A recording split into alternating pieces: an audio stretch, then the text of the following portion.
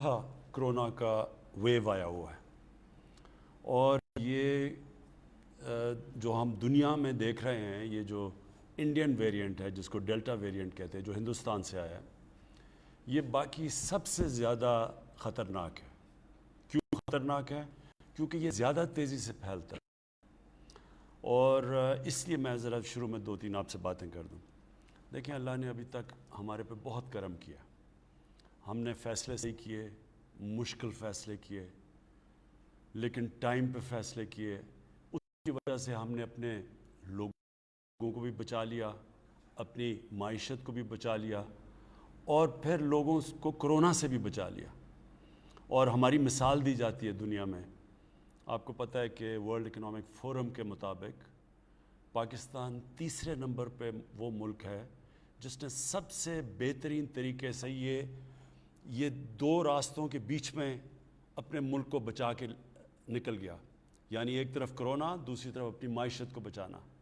तो पाकिस्तान उन 3 मुल्कों में से, और वो जो 2 ऊपर के मुल्क हैं, न्यूजीलैंड और हांगकांग, गालिबन वो छोटे छोटे मुल्क हैं। उनके लिए 40-50 लाख 60 लाख लोग होंगे। यहाँ 22 करोड़ लोगों को इस मुश्किल वक्त से निकालना, ये अपनी NCOC जो हमारी टीम बैठी थी, जिसने हमें एडवाइज़ किया, मुसलसल साइंटिफिक फ़ैसले करवाए, दुनिया का डेटा देखा, और उसके बाद हमारी कौम ने भी हमारे साथ बड़ी, यानी मैं आप सबका शुक्रिया अदा करना चाहता हूँ कि बड़ी आपने हमारे साथ तावन किया।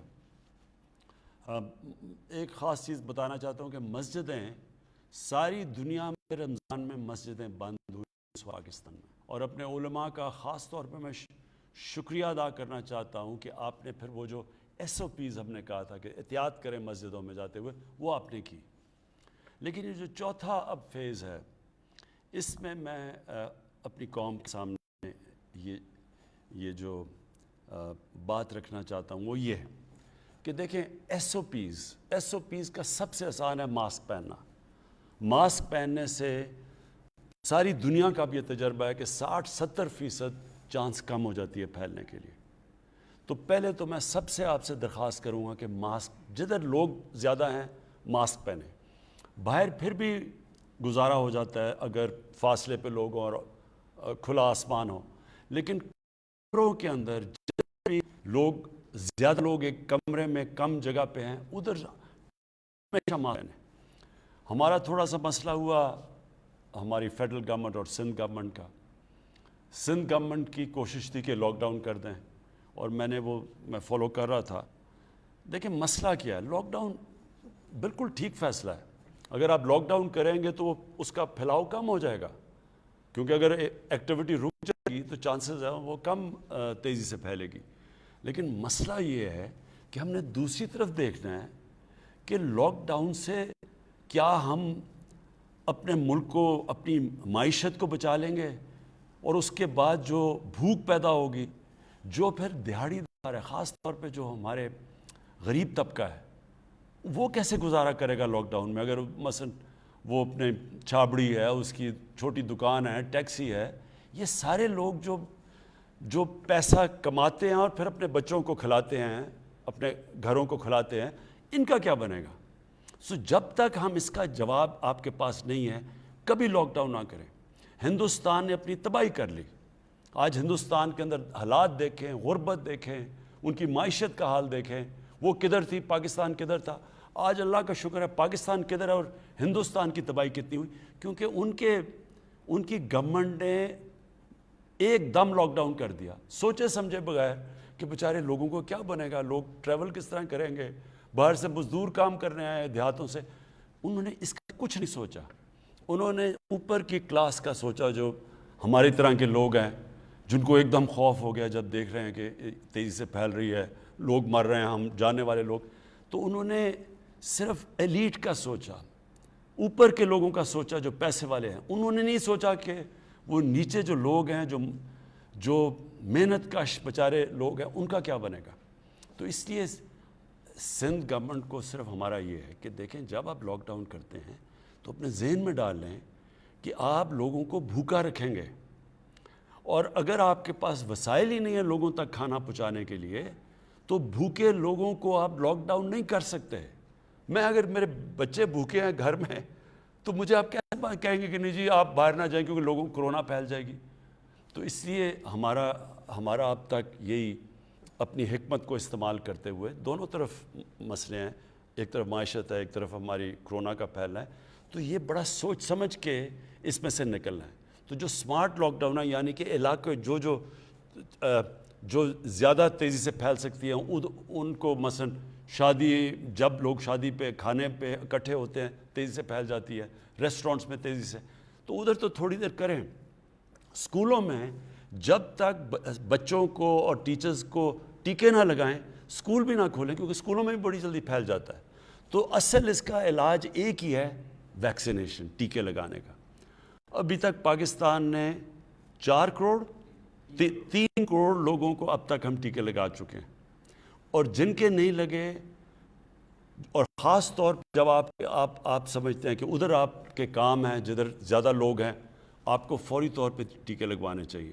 ہم اب پوری گورنمنٹ کوشش کر رہی ہے کہ کوئی کمی نہ ہو ہماری ویکسینیشن پہ, لیکن اس کا حل صرف ویکسینیشن ہے, ٹیکہ لگانا.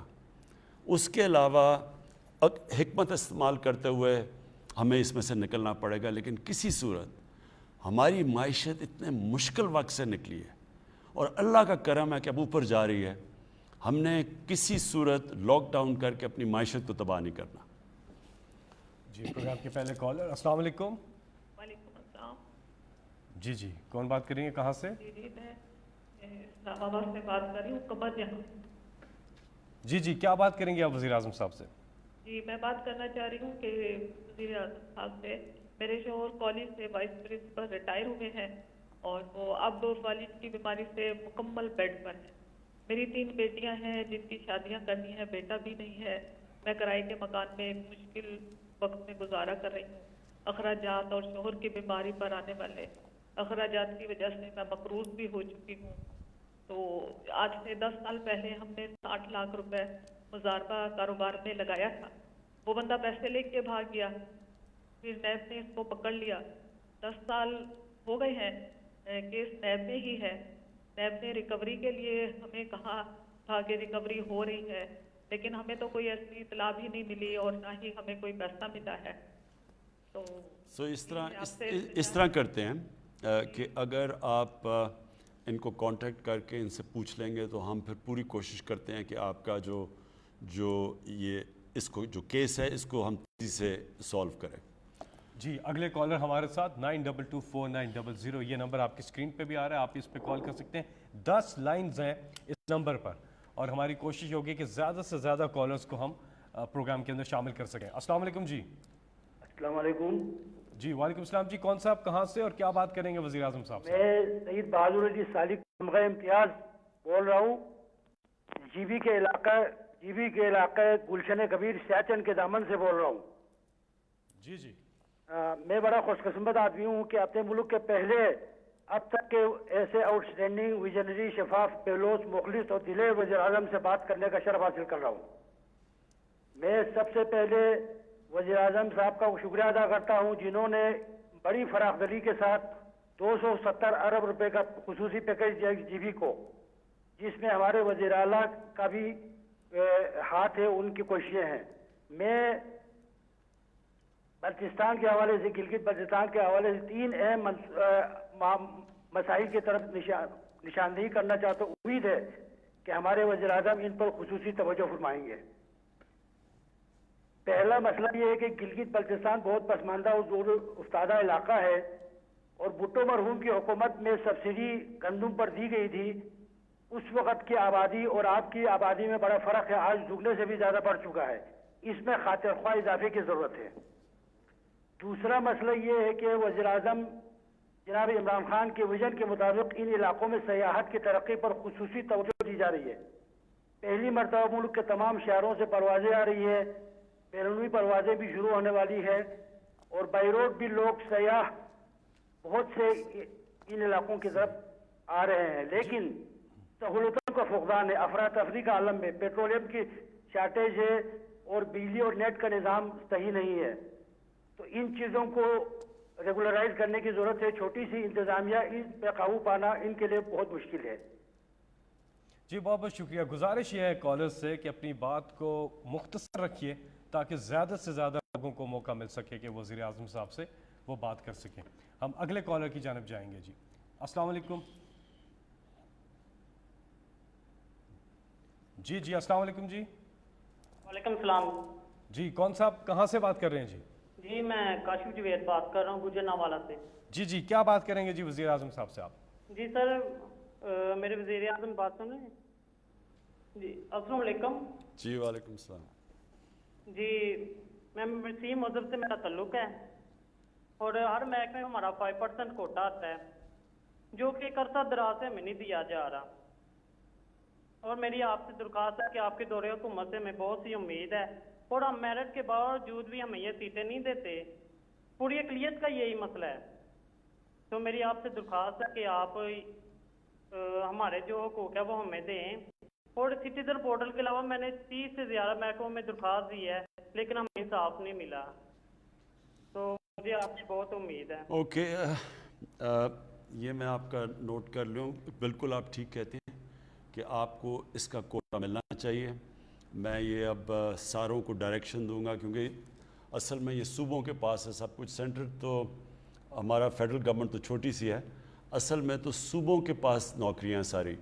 तो मैं सारे सूबों को इंस्ट्रक्शंस दूंगा कि जो आपका कोटा है वो उनको आप सबको मिले। जी अगले कॉलर हमारे साथ। अस्सलाम वालेकुम। वालेकुम अस्सलाम। फैसल साहब मैं हबीब अकरम अर्ज कर रहा हूँ। मैं दुनिया टीवी में काम करता हूँ और वज़ीर आज़म साहब को भी मैं सलाम पेश करता हूँ।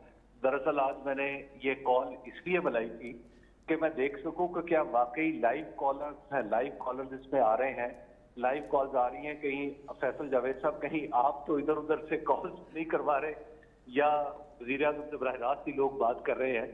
तो लिहाजा मैंने भी सोचा कि मैं आज अपनी खबर लाऊंगा कि अगर मेरी कॉल ना मिली तो फिर मैं प्रोग्राम में बैठ के कहूँगा कि जनाब देखिए कॉल्स तो मिलती नहीं है, लेकिन मेरी कॉल मिल गई और मेरी खबर रह गई।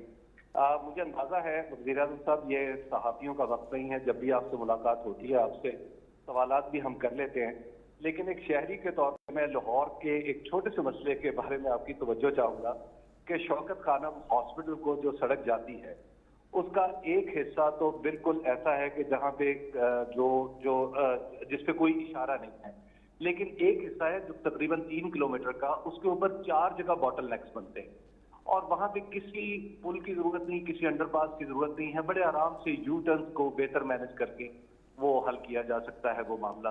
तो मेरा ख्याल है कि वज़ीर साहब अगर आप इस तरफ तवज्जो कर दें या पंजाब हुकूमत को इंस्ट्रक्शन दे दें तो वो हो जाएगा। लेकिन बहरहाल मुझे यकीन आ गया कि आप बराह रास्त लोगों से बात कर रहे हैं। जी हबीब, मैं आपको एक चीज़ वाज़े कर दूँ। देखें, कौन से सरबराह मुल्क के आज़ाद मीडिया से डरते हैं? वो कौन से ऐसे सरबराह होते हैं? या उन्होंने कानून तोड़ना होता है या उन्होंने मुल्क की जो रूल ऑफ लॉ होता है, यानी जो बजाय कानून की बालादस्ती ताकत की बालादस्ती करनी होती है, तो वो हमेशा घबराते हैं क्योंकि वो नाजायज़ काम कर रहे होते हैं। और या फिर जो करप्ट होते हैं। अब मैंने अगर चोरी की हो, मैंने लंदन में मेरे अपार्टमेंट्स हों जो चोरी से मैंने बनाया, तो मुझे सारा वक्त आज़ाद मीडिया से डर लगेगा। मैं आपको ये वाज़े कर दूँ कि आज़ाद मीडिया जो आज़ादी राय है, ये एक मुल्क के लिए एक बहुत बड़ी नेमत है क्योंकि ये हमारी तरह के लोगों को सारा वक्त आगे करते हैं। अब आपने बताया ना ये कि जी वहाँ 4 जगह लोग रुकते हैं जौहर टाउन जाते हुए, वो जो दूसरी सड़क है, तो वो यही मीडिया का काम होता है, वॉच डॉग होता है मीडिया। मुझे सिर्फ मीडिया से इख्तलाफ तब होता है जब फेक न्यूज़ बनाई जाती है, प्रोपेगेंडा किया जाता है गवर्नमेंट को। मसलन ये जो EU की जो डिसइंफॉर्मेशन लैब में चीज़ें सामने आई हैं कि हिंदुस्तान ने फेक अकाउंट्स बनाए हुए हैं और उनको फीड कर रहे हैं पाकिस्तान से सहाफ़ी, जो पाकिस्तान फ़ौज और पाकिस्तान के प्राइम मिनिस्टर के ख़िलाफ़ प्रोपेगेंडा कर रहे हैं। मेरा सिर्फ उधर मसला होता है। आप जो सही सहाफ़त है, मैं फिर से कहता हूँ, जो तनकीद होती है वो मुल्क के लिए बहुत बड़ी नेमत है। जी आपकी कॉल्स का सिलसिला जारी है। 05192249000 ये नंबर है। ہم یہ سمجھتے ہیں کہ بہت مشکل سے کال ملتی ہے کیونکہ پورے پاکستان سے طول و عرض سے لوگ کوشش کر رہے ہوتے ہیں, اوورسیز سے بھی لوگ کوشش کر رہے ہوتے ہیں. ہم نے لائنز بڑھا دی ہیں, یہ ایک نمبر جو ہے اس پہ 10 لائنز اب ہو گئی ہیں, لیکن بہرحال آپ کوشش جاری رکھیں, انشاءاللہ کامیابی ملے گی. اگلے کالر. جی السلام علیکم. السلام علیکم. جی کون صاحب کہاں سے بات کر رہے ہیں؟ میں محمد جہانگیر بول رہا ہوں دبئی سے. جی جی کیا بات کریں گے وزیر اعظم صاحب سے آپ؟ السلام علیکم سر. جی وعلیکم السلام. میں محمد جہانگیر غلام دین دبئی سے بول رہا ہوں سر. میں فارورڈ کوٹے کا رہنے والا ہوں. جی جی ہلو. جی جی آ رہی ہے آواز.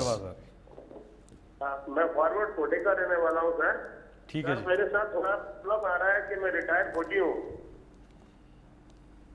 جی جی ہلو. جی جی آپ. میں ریٹائر آرمی ریٹائر ہوں. میں ادھر دبئی میں آ کے تھوڑا جاب لیا اور میری پینشن بند ہو گئی ہے. پہلے 30 مہینے بند کی رہی ہے اور میں چھٹی کیا, جانے کے بعد وہ بحال کی انہوں نے, میرے کافی سارے پیسے لگے اس کے اوپر. تو میری آپ سے گزارش ہے کہ وہ ہم سے NOC مانگ رہے ہیں. تو NOC ہمارے پاس تو نہیں, ہم سفارتخانے سے کاغذات کے بھیجتے ہیں لیکن وہ ریجیکٹ کر دیتے ہیں. اچھا, آپ جب آپ کو کوئی کال کرے گا آپ اپنی پوری تفصیل دیں اور انشاءاللہ ہم آپ کی پینشن بحال کریں گے. جی ہمارے ساتھ اگلے کالر. جی السلام علیکم. جی السلام علیکم. جی السلام علیکم سر. وعلیکم السلام. جی کون سا بات کر رہے ہیں؟ سبیدار حمید اللہ بول رہا ہوں کوارٹ سے. جی جی کیا سوال ہے جی آپ کا؟ سر میرا یہ ہے کہ میں فوجی ہوں, میں نے 34 سال آرمی میں نوکری کی ہے. تو 71 وار میں بھی حصہ لیا ہے. جب میں 34 سال کے بعد آیا تو میرا بڑا بھائی ہے, اس نے ہمارے سارے بھائی زمینوں پہ قبضہ کیا ہے اور ابھی تک جو ہے نا اس نے اپنے پاس زمینیں رکھی ہیں, مجھے اپنا حصہ نہیں دے رہے. تو اس کے اوپر کوئی عدالت میں گئے ہیں, کوئی آپ کے پاس کوئی قانونی کارروائی کی ہے؟ سر 97 سے میں عدالت میں کر رہا ہوں. 97 سے عدالت. ہاں 97 سے کہہ رہے ہیں عدالت میں گیا ہوں. تو اس کی آپ کی ہم اس طرح کریں گے کہ آپ کی تفصیل لے لیں گے اور یہاں سے کوشش کریں گے کہ آپ کا کیس آگے بڑھے.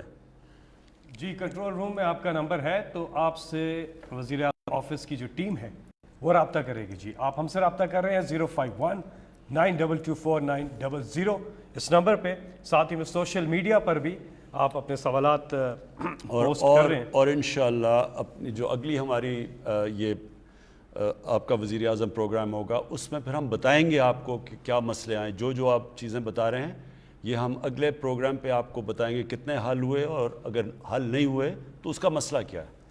جی اس کے ساتھ ایک اور نمبر بھی آپ نوٹ فرما لیجئے, وہ ہے سٹیزن پورٹل کا. سٹیزن پورٹل پہ ایک تو ایپ ہے, وہ آپ اپنے موبائل فون پر ڈاؤن لوڈ کر سکتے ہیں. دوسرا ایک ٹیلی فون نمبر بھی ہے جس پہ آپ رابطہ کر کے اپنی شکایت وہاں پر بھی درج کروا سکتے ہیں, اور وہ نمبر ہے 051-9000111 900011. یہ نمبر ہے. جی اگلے کالر. السلام علیکم. جی وعلیکم السلام سر. جی جی کون صاحب کہاں سے بات کر رہے ہیں؟ وزیر اعظم صاحب سے بات کیجیے گا. جی سر محمد بخش راجن پور سے بات کر رہا ہوں. خان صاحب خیریت سے ہیں؟ ٹھیک ہیں سر. جی مہربانی, شکریہ. خان صاحب میری عرض ہے کہ میں وفاق کی زمین کاشت کرتا ہوں, ایک عام کاشتکار اور ان پڑھ انسان ہوں. میں نے ٹھیکے پہ لی ہوئی ہے, ہر سال میں اس کے پیسے بھی ادا کرتا ہوں, سارا کچھ. حکومت کی 19 اور 20 میں ایک پالیسی بنائی گئی تھی, ہماری فصلوں کا نقصان ہوا تھا, اس میں امداد دی گئی تھی, مجھے شامل نہیں کیا گیا, جبکہ میں کما کے خود حکومت کو دیتا ہوں. اور دوسری بات یہ ہے خان صاحب کہ پنجاب گورنمنٹ جو سبسڈی دے رہی ہے وہ اثر رسوخ والے لوگوں کو مل رہی ہے ملی بھگت کے ساتھ. میں نے سیکٹری لاہور تک اپنے زور لگائے ہیں, درخواستیں دی ہیں, فون بھی کیا ہے, کسی نے نہیں سنی. ہم کاشتکار ہیں, ہم 1 من بیچنے جاتے ہیں تو ہم سے 1 کلو اضافی لیا جاتا ہے. آن لائن پیمنٹ کی حکومت کوئی ٹیکس نہیں لیتی. کاشتکاروں کو جب کہ 600 روپے 1 لاکھ کے پیچھے ان کی آن لائن پیمنٹ آتی ہے, ٹیکس بھی لے لیتے ہیں.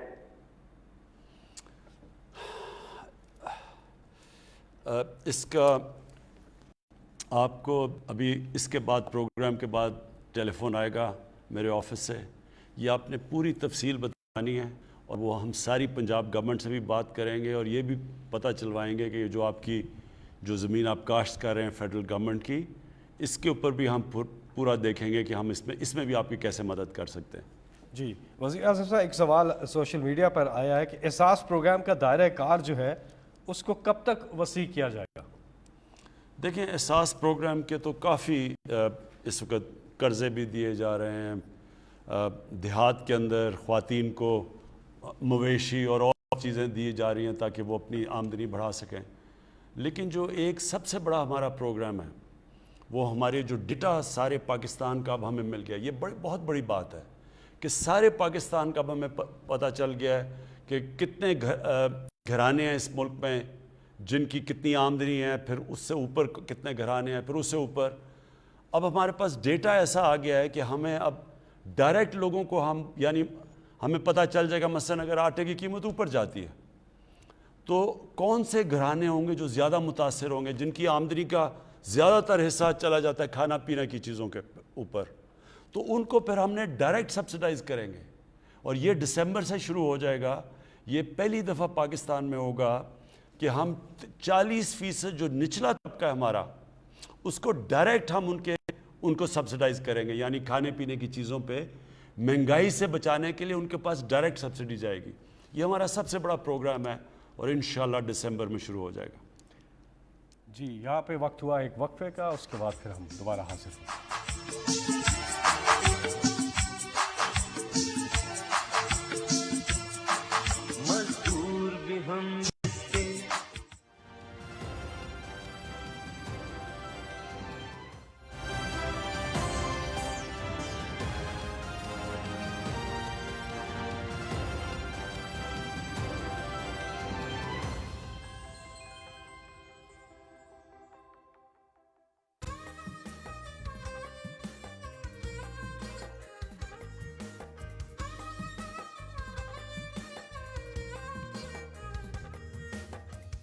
روشن صبحیں، کندن شامیں، چندن راتیں، آؤ کریں جادوئی بلوچستان کی باتیں، بوزی اور بولان کی باتیں، نوشکی اور مکران کی باتیں۔ یہ ہے ایک انوکھی دھرتی جس میں صحرا اور سمندر اور پہاڑ گلے ملتے ہیں۔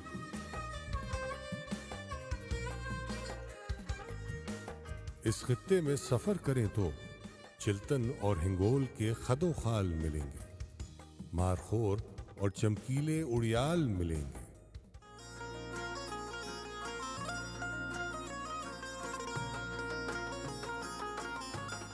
نیلے عرش سی نیلی چادر، یہ حیرت انگیز گوادر جس کی دونوں سمت ہیں لہروں کی دیواریں۔ غیرت والے یہ مت والے، اپنی ریت روایت اور اقدار کو شان بنانے والے، اپنے لباس اور اپنی زبانوں کو پہچان بنانے والے، اس دھرتی میں ملنے والے چاہت سے بھرپور ملیں گے۔ یہ دھرتی زرخیز ہے، اس میں سیب، انار، انگور ملیں گے۔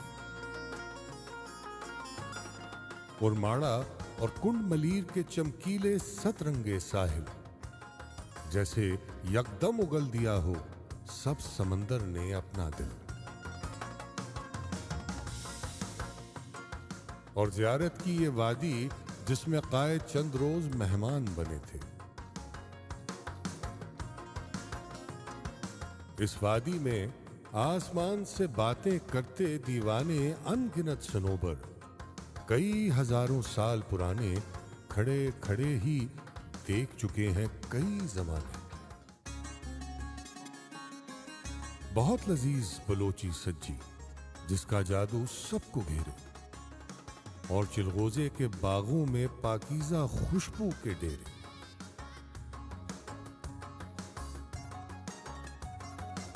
کھلے سمندر کی راہی بے خوف مچھیرے، جو لہروں کی باغیں تھامے ساگر کے نیلے پانی پر چھا جاتے ہیں صبح سویرے۔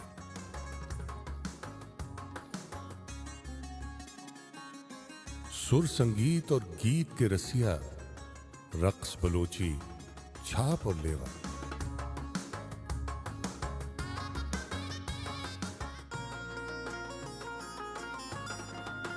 बेंजो और सरोज के सुर हर दिल के आंगन में बसते हैं।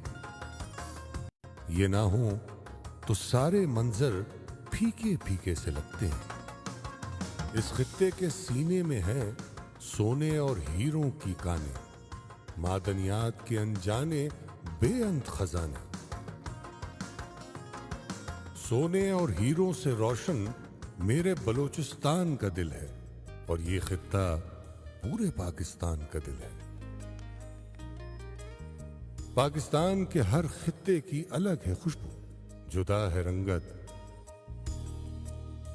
हर खित्ते के निराले जज्बे, नई मोहब्बत, हंसता बसता ये गुलदस्ता एक तोहफा है।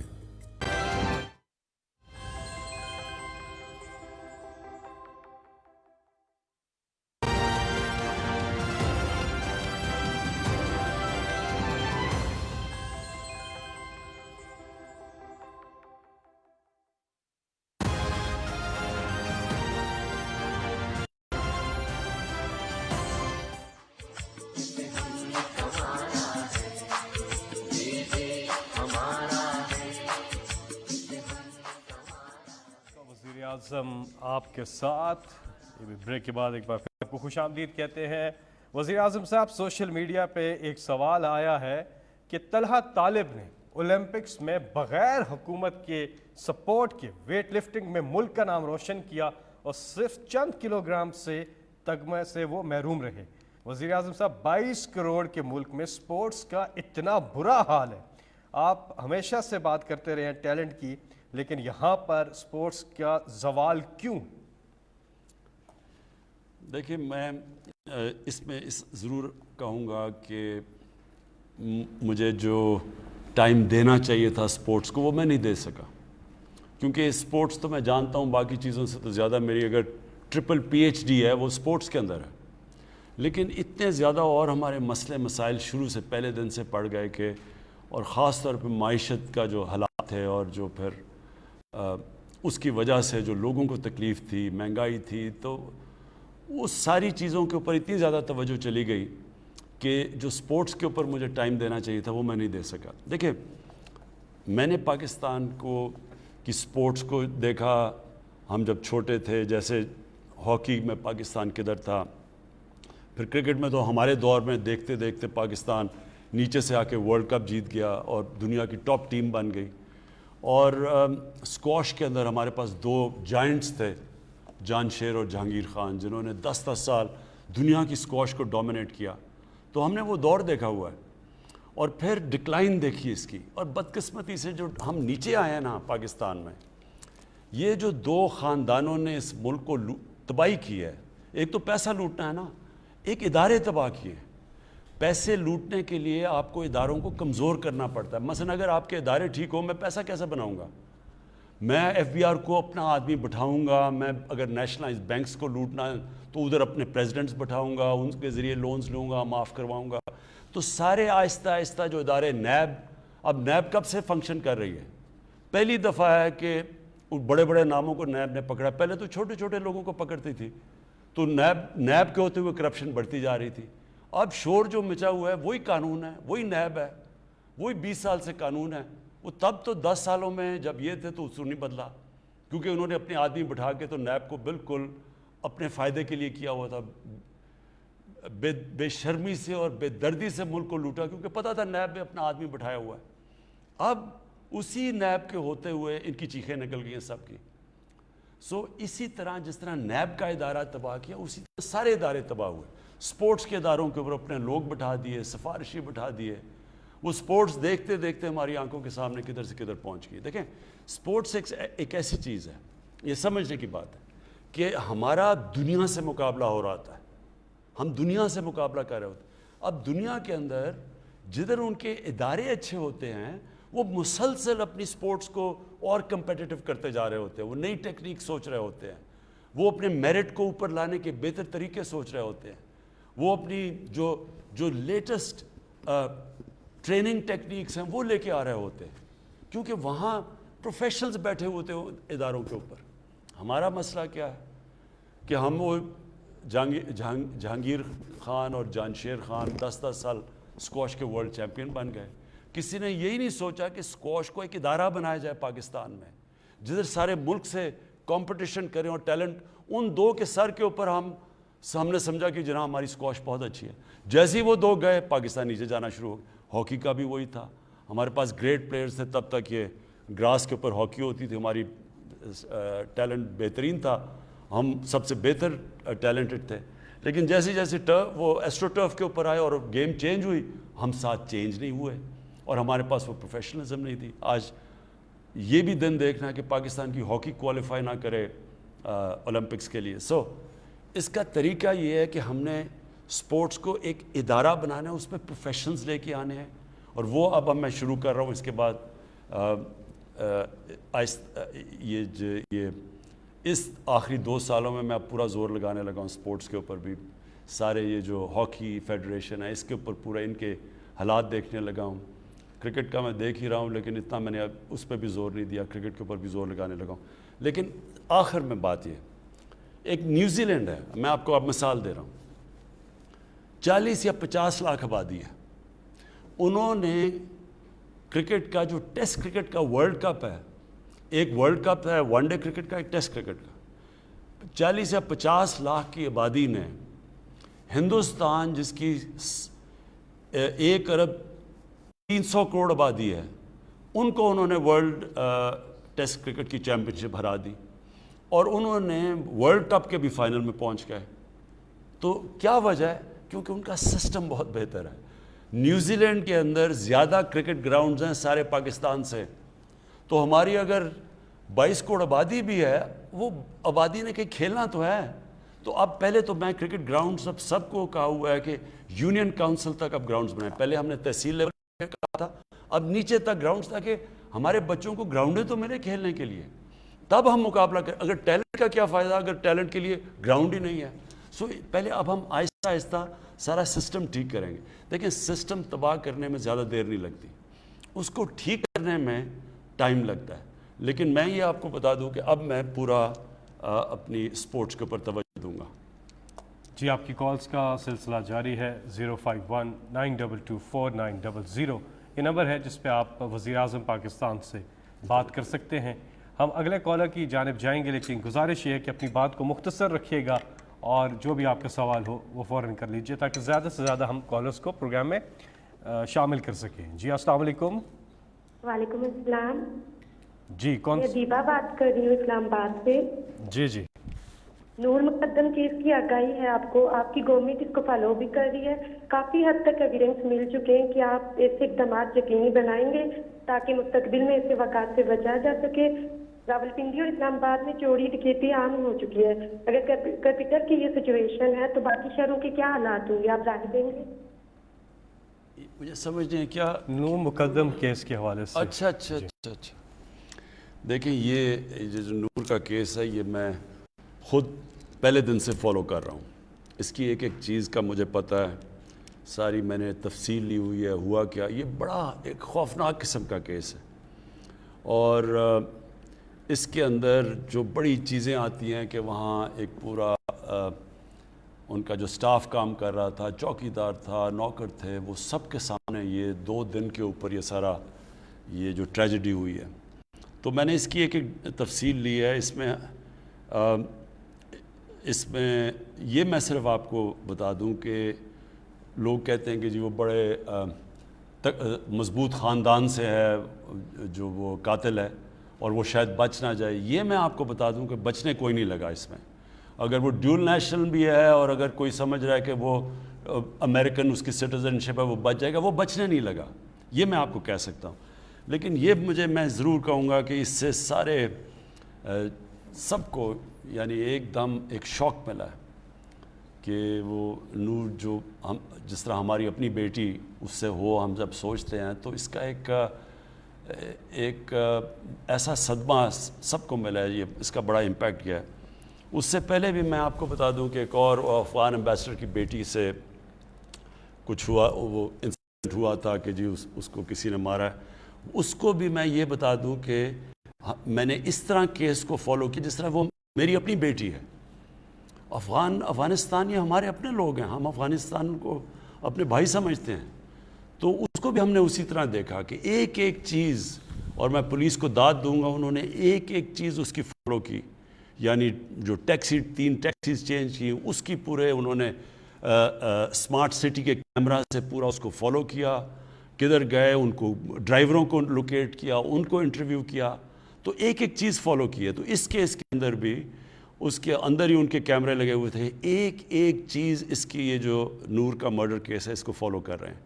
ये बहुत ट्रेजेडी है। मैं ये सिर्फ आपको सबको ये यकीन दिलाना चाहता हूँ कि कोई भी ताकतवर से भी ताकतवर हो, उसको सज़ा पूरी मिलेगी इस केस की।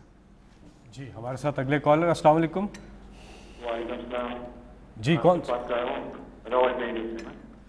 जी जी, क्या सवाल है? जी जी, खान साहब, सबसे पहले तो आपका शुक्रिया कि आपने जिस तरह इन्वायरमेंटल इशू पे काम किया है और ग्रीन ट्रीज पे काम कर रहे हैं ऑलरेडी ना, इसका सर सबसे बड़ा फ़ायदा जो हमारे लिए नज़र आ रहा है वो इंशाल्लाह हमारी नेक्स्ट जनरेशन को होगा। तो आप फर्स्ट लीडर हैं जो कि इस बारे में सोच रहे हैं ना, तो thank you very much for इसके लिए ना। सर मेरा सवाल ये है कि आजकल रेजिडेंशियल एरियाज के अंदर कमर्शियल एक्टिविटीज़ बहुत ज़्यादा हो रही हैं। जिस तरह मैं जिस इलाके से बिलोंग करता हूँ, और रालपंडी का एरिया है अमरपुरा ना, तो यहाँ पे घर घर में बेसिकली फर्नीचर के कारखाने खुल रहे हैं, और इसके साथ साथ हमारे जो गाड़ियों के वेयर हाउसेज वगैरह खुल रहे हैं ना, जिसकी वजह से हमारे पूरे एरिया में ना रेजिडेंट को बहुत ज़्यादा मुश्किलात का सामना है। रेजिडेंशियल एरिया में कमर्शियल एरिया ज़्यादा बन रहे हैं और उससे रेजिडेंट को प्रॉब्लम आ रही है। देखिए, मैं दोनों चीज़ों का जवाब देता हूँ। पहली चीज़ कि सारे जो पाकिस्तान में लोग ये देख रहे हैं, मैं आज सब आपको अब ताकीद करता हूँ कि हो सके तो आपने कम से कम एक दरख्त ज़रूर लगाना है ये बरसात के अंदर, और सिर्फ लगाना नहीं, फिर उसका ध्यान रखना है, उसकी परवरिश करनी है। ये मैं इसलिए कह रहा हूँ कि हमारा बदकिस्मती से मुल्क में जिस बेदर्दी से हमने अपने मुल्क में अपने जंगलात तबाह किए हैं, हमने दरख्त काटे हैं, हमने कुछ सोचा नहीं अपने आने वाली नस्लों के लिए। ये शायद ही कोई मुल्क अपने ऊपर, जिसको अल्लाह ने इतनी नेमतें दी हो, जिस मुल्क को अल्लाह ने, यानी जो इस मुल्क को नेमतें दी हैं, शायद मेरे ख्याल में किसी मुल्क को हों कि हमारे पास 12 मौसम हैं, 12 क्लाइमेटिक जोन्स हैं। हम जो ऊपर से जब K2 से जब हम जाते हैं समुंदर तक, तो हर जगह मुख्तलिफ क्लाइमेट्स हैं। इसमें हम कुछ भी उगा सकते हैं, हम अपने जंगलात बेहतर कर सकते थे, हम पानी का बेहतर इस्तेमाल कर सकते थे, हम अपने दरियाओं को उनका ध्यान रख सकते थे, हम अपने शहरों का। तो हमने ये कुछ नहीं किया क्योंकि लॉन्ग टर्म प्लानिंग नहीं किसी की। लोग आते हैं, 5 साल का इलेक्शन हुआ है, अच्छा जी मैं क्या इलेक्शन के अंदर मैं कोई ऑरेंज ट्रेन दिखा दूँ, मैं कोई मेट्रो दिखा दूँ, और 5 साल में कंप्लीट करके उसके ऊपर करोड़ों रुपया खर्च करके कि जी देखिए कितना बड़ा कारनामा किया। ये कोई कारनामा नहीं है। आप पैसे दे आप मेट्रो लगा लें, आप पैसे दे आप ट्रेन बना। असल कारनामा है अपने आने वाली नस्लों की अभी से परवाह करें हम, कि हमारे ये जो बच्चे बड़े होंगे तो क्या उनको पोल्यूशन, किस तरह के शहर मिलेंगे, क्या वहाँ पानी ठीक होगा, शहरों में पानी मिलेगा, गंदगी किधर जाएगी। गंदगी दरियाओं में तो नहीं हम फेंक रहे, हम अपना अंडर वाटर जो ज़मीन के नीचे पानी है इसके अंदर तो जहर नहीं डाल रहे। तो ये जब तक, ये सिर्फ वो सोचते हैं जो आगे का सोचते हैं, जिनकी लंबी आगे के वो अपना नहीं सोचते, अपने बच्चों का सोचते हैं।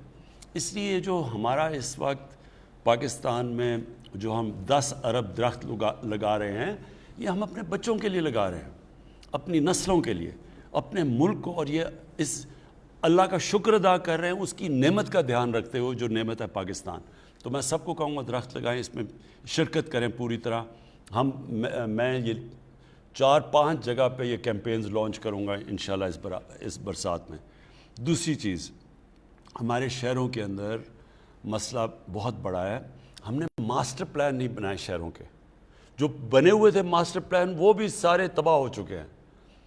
इस्लामाबाद में ज़रा आप अगर देख रहे हो तो मैं आपको बताऊं कि किस तरह हमने क्योंकि सोचा समझा नहीं, तो हुआ क्या इस मुल्क के साथ। اسلام آباد ایک واحد پلانڈ سٹی تھی پاکستان کی، جس میں پتہ تھا ہر علاقے کدھر ہیں، سڑکیں کدھر بنیں گی، گھر کدھر بنیں گے، کمرشل ایریاز کدھر ہیں. وہ ماسٹر پلان بنا ہوا تھا. وہ ماسٹر پلان کی اتنا دھجیاں اڑائی گئیں کہ آج آپ یہ دیکھیں کہ 1960 سے 2010 تک جتنی بھی اسلام آباد میں ڈیولپمنٹ ہوئی تھی، 2010 سے لے کے 2020 تک اتنی ڈیولپمنٹ 10 سالوں میں ہو گئی ہے. ہمارے گرین ایریاز چلے گئے ہیں، یہاں سے لے کے مری تک جائیں تو راستے میں ساری کنسٹرکشن شروع ہو گئی ہے. کسی نے یہ نہیں دیکھا کہ پانی کدھر سے آئے گا، کسی نے یہ نہیں دیکھا گندگی کدھر جائے گی، وہ ساری راول لیک میں چلی جاتی ہے یا جو جاتا ہے پنڈی کے لیے. تو اب میں نے ہر جگہ آرڈر کیا ہے کہ ہر شہر کے ماسٹر پلان بنیں گے. ماسٹر پلان کا مطلب یہ ہے کہ شہر ایک حد سے آگے نہیں پھیلے گا، کیونکہ ہمارے ہرے علاقے ختم ہوتے جا رہے ہیں. ان کو روک دیں گے شہروں کو. شہر بجائے ادھر جانے کے اوپر جائیں گے جو ساری دنیا میں ہے. اب دبئی ہے، دبئی اوپر گیا ہوا ہے. اگر دبئی پھیل جائے تو وہ کہاں سے کہاں پہنچ جائے. جس طرح نیو یارک ہے، اب نیو یارک اوپر گیا ہوا ہے. اگر نیو یارک کو اس طرح پھیلنا شروع ہو جائے تو وہ نیو یارک میں تو کبھی نہ وہ پانی دے سکتے ہیں، نہ بجلی دے سکتے ہیں، نہ امینٹیز دے سکتے ہیں. لہٰذا ہمارے اب شہروں کو ہمیں روکنا پڑے گا. اور پھر جدھر ہم نے دیکھا نیا شہر بنائیں گے. جس طرح راوی سٹی بنا رہے ہیں لاہور میں. راوی سٹی کا مقصد کیا ہے؟ پہلے تو راوی کو بچانا. راوی ایک گندا نالا بن چکا ہے، اس کو ڈیم کر کے اس کا پانی اوپر لا کے لیک بنا کے، تاکہ لاہور کا پانی نیچے جا رہا ہے. لاہور میں تھوڑی دیر میں ٹینکر مافیا آ جائے گا جس طرح کراچی میں، کیونکہ وہاں پانی اتنا نیچے چلا گیا. اس لیے پہلے لیک بنا رہے ہیں تاکہ گراؤنڈ واٹر اوپر جائے، پھر اس کو اوپر لے کے جا رہے ہیں شہر کو، ماڈرن سٹی بنا رہے ہیں. پھر وہاں پورا جنگل اگا رہے ہیں ساتھ تاکہ وہاں پولوشن کم ہو، تاکہ وہ ابزارب کرے پولوشن. اسی طرح کراچی میں ہم نے بنڈل آئلینڈ کا سوچا ہوا تھا. بدقسمتی سے سندھ کی حکومت اس نے اس کو ہمیں بنانے نہیں دے رہی، اور وہ مجھے کچھ سمجھ نہیں آتی، کیونکہ سارا فائدہ سندھ کا ہے. پیسے بھی سندھ میں، نوکریاں بھی سندھ میں، فائدہ بھی کراچی کا. جو بچ جائے گا کراچی بھی پھیلتا جا رہا ہے. کوئی وجہ ہے جو انہوں نے روکا ہوا ہے. لیکن شہروں کو اب ہمیں روکنا پڑے گا، ماسٹر پلانز بنانے پڑیں گے، گرین ایریاز وہاں بچانے پڑیں گے، وہ بھی غائب ہو گئے ہیں. اور پھر ویسٹ ڈسپوزل، یعنی گندگی کدھر جائے گی، اس کی ٹریٹمنٹ پلانٹس، جو کہ اب لاہور میں 3 ٹریٹمنٹ پلانٹ بنائیں گے، اور وہ ٹریٹ کر کے پانی راوی میں ڈالیں گے. راوی بھی بہتر ہو جائے گا، اور پھر جو گراؤنڈ واٹر ہے وہ بھی بچ جائے گا. جی وزیر اعظم صاحب، ایک اور سوال آیا سوشل میڈیا پہ، کہہ رہے ہیں سیالکوٹ کا بائی الیکشن اور آزاد کشمیر کے الیکشن اپوزیشن دعویٰ کرتی ہے کہ دھاندلی سے آپ جیتے ہیں. دیکھیں، میں پھر سے جب میں کرکٹ کھیلتا تھا تو میری ساری کرکٹ اپنے اپنے امپائر ہوتے تھے. جو ملک میں کرکٹ کھیلو اس کا اپنا امپائر ہوتا تھا. تو جو ٹیم ہارتی تھی وہ زیادہ تر کہتی تھی دھاندلی ہوئی ہے، اور ہو بھی سکتی ہے، ہوتی بھی تھی. کئی دفعہ جو ہارتا تھا اس کو بہانہ مل جاتا تھا، کیونکہ جب ملک سے باہر جاتے تھے کہ اگر مضبوط ٹیم کے خلاف کھیلنا ہو تو آپ کہتے تھے جی ہم جیتیں کیسے، وہاں تو امپائر ان کے اپنے ہیں.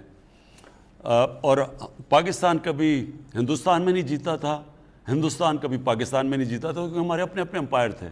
اور مجھے اس چیز کا بڑا فخر ہے کہ میں واحد وہ کیپٹن ہوں جو ٹیم لے کے گیا ہندوستان، اور ان کے امپائروں کے باوجود ہم جیت کے آئے. تو وہ کبھی ان دنوں میں ناممکن ہوتا تھا. تو اس لیے ہم نے پھر کیمپین کی نیوٹرل امپائرز کے لیے، اور میں نے وہ کیمپین لیڈ کی. اور پاکستان وہ ملک تھا جس نے پہلی دفعہ دنیا کی تاریخ میں نیوٹرل امپائرز لے کے آیا 1986 میں. اور اس کے علاوہ ہم نے پھر ٹیکنالوجی کا کہا کہ استعمال کریں. تو اب ان دونوں کی وجہ سے آج کرکٹ میں جو ہارتا ہے وہ ہار مان جاتا ہے. ہمارے زمانے میں ہار وہ کہتے تھے جی امپائروں نے ہرا دیا. اب یہی ہو گیا پاکستان میں. پہلی دفعہ ایک گورنمنٹ آئی ہے جس نے کہا ہے کہ گورنمنٹ کہہ رہی ہے کہ ہم اب یہ الیکٹرل سسٹم کو ٹھیک کریں تاکہ سب مان جائیں ہار جیت کو. یہ پہلی گورنمنٹ ہے ہماری. نہیں تو جو گورنمنٹ میں آتا ہے وہ کبھی چینج نہیں کرتا. وہ کیوں نہیں چینج کرتا؟ کیونکہ آپ گورنمنٹ میں بیٹھے ہوں تو آپ سمجھتے ہیں عملہ آپ کا نیچے لگا ہوتا ہے سارا. آپ الیکشن کمشنر بھی آپ اگر گورنمنٹ کی مرضی سے آتا ہے، الیکشن کمیشن بھی وہی ہوتی ہے. تو وہ گورنمنٹ سمجھتی ہے کہ ہمارے پاس ایڈوانٹیج ہے کہ اگر ہم گورنمنٹ میں بیٹھے ہیں تو ہم الیکشن جیت سکتے ہیں، تو وہ چینج نہیں کرتے. ہماری پہلی گورنمنٹ ہے یہ جس نے ہم نے پوری کوشش کر کے محنت کر کے دیکھا کہ کیسے ہمارا الیکٹرل سسٹم ٹھیک ہو سکتا ہے، اور ہم ایک نتیجے پہ آئے ہیں کہ ایک ہی طریقہ ہے کہ الیکٹرانک ووٹنگ مشینز ہم لے کے آئیں. اس سے ہوگا جتنے بھی ہمارے مسئلے سب ختم ہو جاتے ہیں. ہمارے مسئلے شروع ہوتے ہیں ووٹنگ کے بعد، اور جب تک رزلٹ آتا ہے اس کے بیچ میں سارے دھاندلی جو کہ بیگز کھل جاتے ہیں، وہ ڈبل سٹیمپ کر دیتے ہیں، وہ فارم 40 نہیں بھرتا، یعنی ساری چیزیں وہاں. اگر الیکٹرانک ووٹنگ مشینز آ جائیں تو جیسے الیکشن ختم ہوتا ہے رزلٹ آ جاتا ہے. تو اب اتنی محنت سے ہم نے کام کیا ہے، 1 سال سے ہم لگے ہوئے ہیں اپوزیشن کو کہنا کہ یہ ہمارا سسٹم ہے، ہمارے ساتھ مل کے ریفارمز کرو. 1 سال سے وہ ہمیں ٹائم ہی نہیں دے رہے. وہ کہتے ہیں ہم مانتے نہیں ہیں اور نہ خود کو تجویز دیتے ہیں نہ ہماری مانتے ہیں. اب آزاد کشمیر کا الیکشن، ان کے امپائرز، ان کی سٹنگ گورنمنٹ، یہاں تو کیئر ٹیکر گورنمنٹ کرتی ہے، سٹنگ گورنمنٹ نون لیگ کی نے الیکشن کروایا. سارا عملہ ان کا، پولیس انہوں نے وہاں لگائی ہوئی ساری جگہ، الیکشن کمیشن ان کی مرضی کی. پھر ہاں، جو سینئر ممبر الیکشن کمیشن کا تھا وہ نون کے وزیر اعظم کا ہم زلف تھا. تو پھر دھاندلی کیسے ہو گئی؟ دھاندلی تو جب تک الیکشن کمیشن آپ کے ساتھ نہیں ملتی دھاندلی نہیں ہو سکتی. تو اور وہ پھر سیالکوٹ کا الیکشن ہو گیا، اب وہ بھی ہار گئے ہیں اور وہ ان کا گڑھ تھا. ہاں، یہ فواد چودھری ریمائنڈ کر رہے ہیں کہ دھاندلی کے الزامات آزاد کشمیر میں کدھر سے لگائے گئے؟ وزیر اعظم نے بیٹھ کے وزیر اعظم ہاؤس سے لگائے ہیں. تو یہ ایسی بھی دھاندلی کبھی نہیں دیکھی تھی کہ وزیر اعظم بھی آپ کا، عملہ بھی آپ کا. تو وہ اس کا حل ایک ہے، الیکٹرانک ووٹنگ مشینز، اور اس کے اوپر ہم نے پورا اب زور لگا دیا ہے. ہم نے اس کے اوپر ہماری جو سائنس اور ٹیکنالوجی کی منسٹری انہوں نے ڈیولپ بھی کر دیا ہے. ہم سارے میڈیا کو دکھا رہے ہیں. ہم بلکہ چاہتے ہیں کہ سارے جو میڈیا کے الیکشنز ہیں، جو بارز کی الیکشنز ہیں، سارے وہ الیکٹرانک ووٹنگ مشین سے کروائیں. اور انشاءاللہ یہ پھر یعنی آپ قوم سب سمجھ جائے گی کہ ایک ہی طریقہ ہے کہ یہ سارے مسئلے جو دھاندلی کے ہیں وہ ختم ہوئے. جب امریکہ میں ڈونلڈ ٹرمپ نے کہا کہ دھاندلی ہوئی ہے، دھاندلی سے ہرایا گیا ہے، تو وہ کیوں نہیں ثابت کر سکا دھاندلی؟ کیونکہ وہاں الیکٹرانک ووٹنگ مشینز تھی. اس کے اوپر وہ ثابت ہی نہیں کر سکا، کیونکہ جدھر بھی وہ گیا انہوں نے سارے رزلٹ دکھا دیے. اور وہی اس کا حل ہے پاکستان میں. جی اگلے کالر ہمارے ساتھ. السلام علیکم. جی ہیلو. السلام علیکم. وعلیکم السلام. جی کون صاحب بات کر رہے ہیں؟ نوید عزیز بات کر رہا ہوں استاد سے ڈسٹرکٹ لسبلا سے. جی کیا سوال ہے جی آپ کا؟ سر ہمارا سوال یہ کہ ہمارے یہاں 1974 یا اس کے پہلے کی یہ جو بجلی کا سب سے بڑا مسئلہ ہے ہمارے پاس سر، لوڈ شیڈنگ تباہی ہے.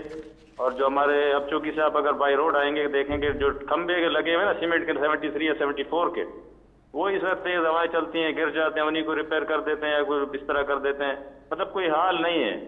تو میں چاہ رہا تھا یہ میرا سوال کہ سوال کیا بس ایک طرح سے ریکویسٹ ہماری سر، تو اس سے کیا جائے سر. دیکھیں جی، میں پہلے بجلی کا ان گرمیوں میں بڑی مشکلات کا لوگوں کو سامنا کرنا پڑا. لوڈ شیڈنگ بھی زیادہ تھی، گرمی شدید تھی، اور بلوچستان میں ایک اور مسئلہ آ گیا کیونکہ جو گوادر تک ہم ایران سے بجلی لیتے ہیں، ایران میں اتنی گرمی پڑی کہ ایران کی خود بجلی کی اتنی کنزمپشن ہوگی کہ ایران بھی ہمیں بجلی نہیں دے سکا، کیونکہ وہاں ادھر شارٹیج ہوگی ایران کے اندر. تو ہمارا مسئلہ ذرا آپ نے سمجھنا ہے. ہم نے بجلی تو زیادہ بنا دی پاکستان میں، لیکن جو بجلی کو پہنچانے کے لیے جو ٹرانسمیشن لائنز ہیں وہ پرانی ہیں صاحب. اب مثلا پشاور ہے، جو خاص طور پر پشاور ویلی کے اندر، وہاں جو ٹرانسمیشن لائنز ہیں وہ اتنی پرانی ہیں کہ جب بجلی کا پریشر بڑھا تو جب ہم نے بجلی پہنچانے کی بھی کوشش کی وہ پہنچتی نہیں تھی، کیونکہ وہ ٹرانسمیشن لائنز کیری نہیں کر سکتی تھی. تو اب اگلا ہے کہ پورا انویسٹمنٹ کر رہے ہیں ٹرانسمیشن لائنز کو ٹھیک کرنے، نہیں لانے کے لیے، تاکہ وہ بوجھ برداشت کر سکے. دوسرا ہمیں مسئلہ کیا آیا کہ یہ جو فینومینا ہے جس کو کہتے ہیں گلوبل وارمنگ، ہماری اس سے جو موسم کے اندر جو تبدیلیاں آئی ہیں اس میں ایک کیا ہوا کہ جو برفوں نے پگھلنا تھا جولائی کے شروع میں وہ پگھلی نہیں. تو جب برفیں نہیں پگھلی تو جو ہماری ڈیمز میں پانی آنا تھا وہ 35% کم پانی آیا، اور یہ ایران میں بھی یہی ہوا۔ تو جب ڈیمز میں 35% کم پانی آیا تو جو بجلی بنانی تھی ہائیڈرو یعنی پانی سے بجلی بنانی تھی اس میں کمی آ گئی، تو جو ہماری کیپیسٹی بھی تھی اس سے بھی کم بجلی بنی۔ لیکن جو بجلی اس باری جو ڈیمانڈ آئی ہے، پاکستان کی تاریخ کی سب سے زیادہ بجلی کی ڈیمانڈ اس باری آئی ہے، تقریباً 25,000 میگا واٹ بجلی۔ جی یہ ہمارا جو جون اور جولائی کا ہمارا مہینہ ہوتا ہے یہ ہمارا پیک سیزن ہوتا ہے، اور باقی سارے مہینوں میں تو ہماری اوسطاً ڈیمانڈ جو ہے وہ 16,000 میگا واٹ ہوتی ہے، اس میں وہ 22-23 پہ چلی جاتی ہے۔ اس سال وہ ڈیمانڈ ہماری 26,000 تک گئی ہے، اور وہ بجلی ہم نے سپلائی بھی کی، یہاں تک کہ ہماری جو ٹرانسمیشن کیپیسٹی ہے وہ 24,000 ہے، ہم نے 25,000 میگا واٹ بجلی جو ہے وہ سسٹم میں چھوڑی۔ تو ایک طرف تو ڈیمانڈ 20% بڑھی ہوئی تھی، دوسرا ہمارے ڈیمز کم تھے اس مرتبہ، تو ہمیں بجلی کی جو پروڈکشن ڈیم سے آ رہی تھی، اور ڈیمز ہماری 25% بجلی بناتے ہیں، وہ ہمیں کام آئی۔ لیکن ان شاء اللہ تعالیٰ اب یہ پچھلے 2 ہفتے سے تو ہم نے غیر اعلانیہ لوڈ شیڈنگ پورے پاکستان میں بالکل زیرو پہ ہم لے گئے ہیں، اور اگلے سال کے لیے ایک ہم نے مؤثر پلان بنایا ہے کہ اگلی گرمیاں آنے سے پہلے یہ جو ہمارے ٹرانسمیشن کے یعنی بجلی کی ترسیل کے باٹل نیکس ہمیں دیکھنے میں آئے ہیں، ان پہ ہم ان شاء اللہ تعالیٰ قابو پا چکے ہوئیں گے، اور الحمدللہ اب جس طرح ہماری انڈسٹری زیادہ ڈیمانڈ جنریٹ کر رہی ہے تو ہمارے پاس اس کو پیک سیزن میں بھی میٹ کرنے کے لیے ان شاء اللہ تعالیٰ ایک مؤثر نظام ہوئے گا۔ جی یہاں پہ وقت ہوا ایک وقفے کا، اس کے بعد پھر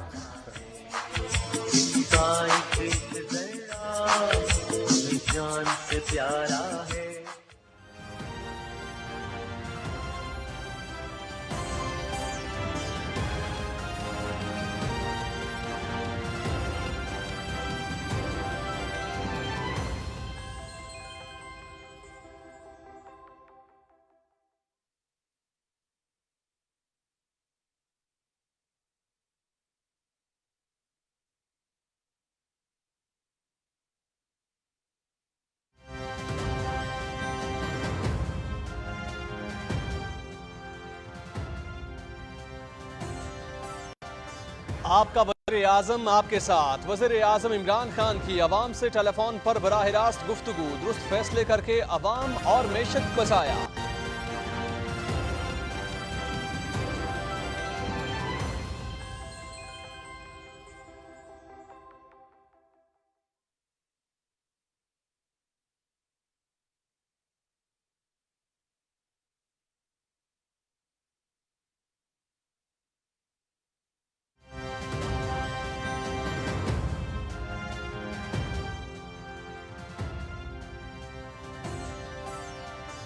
آپ کا وزیر اعظم آپ کے ساتھ۔ وزیر اعظم عمران خان کی عوام سے ٹیلی فون پر براہ راست گفتگو، درست فیصلے کر کے عوام اور معیشت کو بچایا۔ ملک کی معیشت مشکل مرحلے سے نکل چکی ہے، بدعنوان حکمران آزاد میڈیا سے ڈرتے ہیں، صحافت کا کردار اور مثبت تنقید ملک کے لیے ایک نعمت ہوتی ہے۔ احساس پروگرام کے تحت قرض دیے جا رہے ہیں، 40% نچلے طبقے کو براہ راست سبسڈی دیں گے وزیر اعظم۔ پاکستان میں کورونا کی چوتھی لہر آئی ہوئی ہے، عوام ماسک پہننے کے ساتھ حفاظتی تدابیر پر عمل کریں۔ پاکستان نے کورونا کے خلاف درست اور بروقت فیصلے کیے۔ پاکستان ان 3 ممالک میں شامل ہے جنہوں نے بہتر حکمت عملی سے کورونا پر قابو پایا۔ ملک میں 3 کروڑ سے زائد افراد کو ویکسین کی خوراکیں لگائی جا چکی ہیں۔ وزیر اعظم عمران خان۔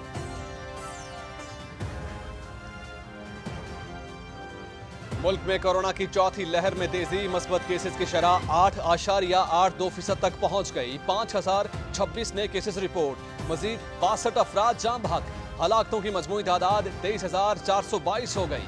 گزشتہ 24 گھنٹے کے دوران 56,965 ٹیسٹ کیے گئے۔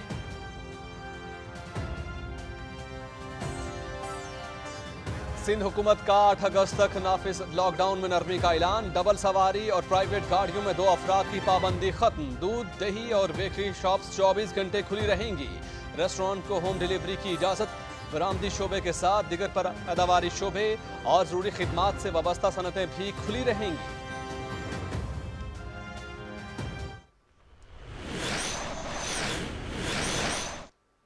ہیڈ لائنز آپ جان چکے ہیں، کسی بھی خبر کی تفصیل معلوم کرنا چاہیں تو وزٹ کر سکتے ہیں ہماری ویب سائٹ۔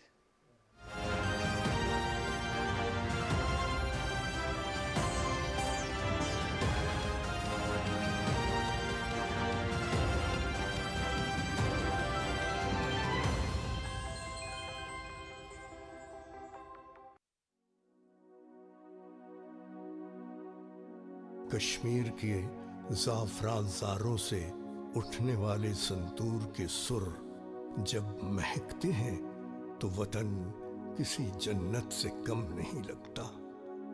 علی رضا کے سنتور سے جو دھن نکلتی ہے اس میں کشمیر کی آزادی کی امنگ بھی ہے اور پاکستان کی سلامتی کی دعا بھی۔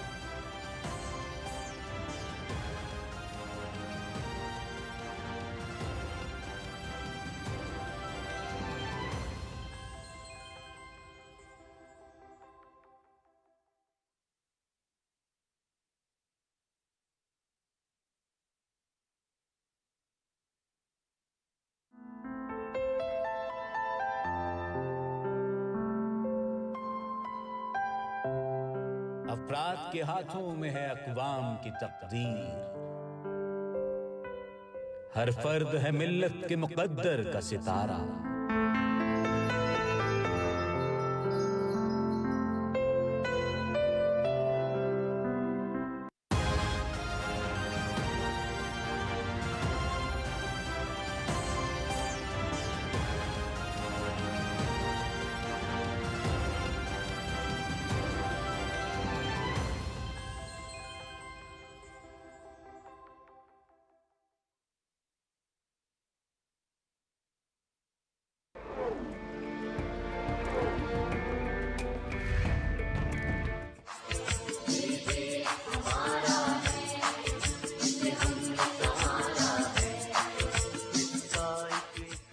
آپ کا وزیر اعظم آپ کے ساتھ اس پروگرام میں آپ کی کالز کا سلسلہ جو ہے وہ جاری ہے۔ نمبر آپ کی اسکرین پر بھی آ رہا ہے 0519224900۔ ہمارے ساتھ اگلے کالر۔ السلام علیکم جی۔ وعلیکم السلام جی، کون صاحب بات کر رہے ہیں، کہاں سے؟ عارف محمود بٹ گجرانوالہ سے۔ جی عارف صاحب، کیا سوال ہے جی؟ میرا سوال ہے کہ میں گجرانوالہ میں 32 سال سے کرپشن کے خلاف جہاد کر رہا ہوں۔ خان صاحب کے ساتھ میں 22 سال سے اٹیچ ہوں جی، اور گجرانوالہ کارپوریشن میں 2 سال جب سے یہ دوبارہ کارپوریشن بحال ہوئی تھی 2017 میں، جو میئر شپ آئے تھے انہوں نے جو کرپشن کی ہے، مجھے انہوں نے پہلے اپنی سیٹ سے اتار دیا۔ جب آپ کی دور واپس آیا، وہ چیئرمین واپس گیا تو مجھے لگایا گیا اور وہ کہا گیا کہ آپ نے کرپشن پکڑنی ہے۔ میں نے کروڑوں روپے کی کرپشن پکڑی ہے کارپوریشن میں، جس کی مجھے صلہ یہ دیا گیا کہ مجھے پہلے کہا گیا کہ آپ یہ باز آ جائیں اس کام سے۔ گجرانوالہ میں بہت زیادہ نون لیگ کا گڑھ ہے، لیکن میں اپنے حق اور صداقت کے لیے اس قائم رہا۔ میری جان بھی چلی جائے، میرے بچے بھی قربان ہو جائیں خان صاحب، لیکن میں حق پہ نہیں رک سکتا۔ میں کسی رشوت والے کے ساتھ نہیں چل سکتا۔ وہ میں نے ثابت کی 13 کروڑ کی کرپشن ایک کبھی میں نے پکڑی تھی، انہوں نے فوراً مجھے ڈسمس کر دیا نوکری سے۔ حالانکہ میں نے فورم پہ ہائی کورٹ پہ بھی انہوں نے کہا کہ اس پر کوئی قصور نہیں ہے، لیکن اس کے ہائی کورٹ کے حکم کے باوجود مجھے جو گجرانوالہ کے چیف افسر تک کرپٹ ترین امجد حسین ٹلو، جتنے بلڈنگ میں اپنا بلڈنگ، پیٹرول सब काम में करोड़ों की करप्शन की है, उसने मुझे डिसमिस कर दिया। ये तो मैं अभी मेरे ऑफिस आपको कांटेक्ट करेंगे और हम इसको पूरी तरह इन्वेस्टिगेट करेंगे कि आप जो कह रहे हैं और क्या ये वाकई सब कुछ ठीक है। पहले हम इन्वेस्टिगेट करते हैं और फिर एक्शन लेंगे। लेकिन मैं आप सब के लिए जो मेरे पाकिस्तानी आप ये देख रहे हैं, ये अपने जहन में डाल रहे हैं कि एक करप्ट माशरा तरक्की नहीं कर सकता। दुनिया के अंदर मैं ये बार बार एक चीज़ लोगों को समझाता हूँ कि दुनिया में जो खुशहाल मुल्क है उसने करप्शन के ऊपर काबू पाई है, वहाँ कानून की बाला हुक्मरानी है, ताकत की हुक्मरानी नहीं है, कानून की हुक्मरानी है। कानून की हुक्मरानी होती है तो करप्शन ख़त्म होती है। देखें, एक होती है करप्शन छोटे लेवल पे। छोटे लेवल की करप्शन लोगों को तंग तो करती है, मुल्कों को तबाह नहीं करती। मुल्क को तबाह करती है जब प्राइम मिनिस्टर बैठ के करप्शन शुरू करता है और मेरे वज़ीर। जब हम शुरू करते हैं नीचे तक, हम किसी को करप्शन से नहीं रोक सकते। हम बल्कि क्योंकि हम जब करप्शन करते हैं, हम वो करप्शन के जो रोकने वाले इदारे हैं उनको पहले हम कमज़ोर करते हैं, क्योंकि हमने चोरी करनी होती है, वो फिर बाकी को किसी को भी नहीं पकड़ सकते। नतीजा ये होता है कि वो सारा मुल्क की तबाह हो जाता है। ये एक ज़रूर मैं फिर दोहराता रहता हूँ एक चीज़। एक है पैनल बनाई है यूनाइटेड नेशंस के सेक्रेटरी जनरल ने, उसको कहते हैं फैक्ट आई पैनल। इस पैनल ने बड़ी मेहनत करके रिसर्च करके वो एक नतीजे आए हैं सामने, और वो आप ये समझ जाएं कि जो इनकी फाइंडिंग्स हैं वो बताती हैं कि गरीब मुल्क गरीब क्यों हैं। उस फाइंडिंग के मुताबिक गरीब मुल्क या डेवलपिंग वर्ल्ड से हर साल 1000 अरब डॉलर उधर से चोरी करके मनी लॉन्ड्रिंग होके ऑफशोर अकाउंट्स में और बड़ी बड़ी लंदन जैसी मेफेयर जैसी प्रॉपर्टीज़ में ये गरीब मुल्कों से पैसा जाता है वहाँ अमीर मुल्कों में। गरीब मुल्क गरीब होते जा रहे हैं, अमीर मुल्क अमीर होते जा रहे हैं। इनका चोरी का पैसा सारा उधर चला जाता है। जिस तरह जब अंग्रेज़ आया हिंदुस्तान में, तो मुग़लों के दौर में हिंदुस्तान सुपर पावर समझी जाती थी दुनिया की। 24% दुनिया की जो दौलत थी वो हिंदुस्तान में थी। जो 24% दुनिया का जीडीपी हिंदुस्तान का था। जब वो अंग्रेज़ 200 साल के बाद छोड़ के गया तो हिंदुस्तान का 3% शेयर रह गया था दुनिया के जीडीपी में। सिर्फ 3% दौलत हिंदुस्तान की थी। बाकी जो इंग्लैंड था उसकी 24% हो गई थी। तो यहाँ से पैसा सारा जो चोरी करके लूट के उधर चला गया। अब यही करप्ट जो हुक्मरान है और जो उनके साथी हैं वो यही कर रहे हैं सारे गरीब मुल्कों से। हर साल पैसा चोरी होकर उनका अमीर मुल्कों में चला जाता है। जो नौकरियां यहाँ निकलनी होती है वो नौकरियां उधर होती हैं। ना यहाँ हम अपने लोगों को तालीम दे सकते हैं, ना इलाज करवा सकते हैं, क्योंकि पैसा चोरी। और फिर रुपए के ऊपर प्रेशर, क्योंकि डॉलर ख़रीद के बाहर भेजने होते हैं। तो जब डॉलर की कमी होती है रुपया गिरता है, सारी चीज़ें महंगी हो जाती हैं जो बाहर से आप इंपोर्ट करते हैं। तो ये कितना बड़ा अलमिया है। ये जो जंग है करप्शन के ख़िलाफ़, ये पाकिस्तान की जंग है। ये असल में कानून की हुक्मरानी की जंग है।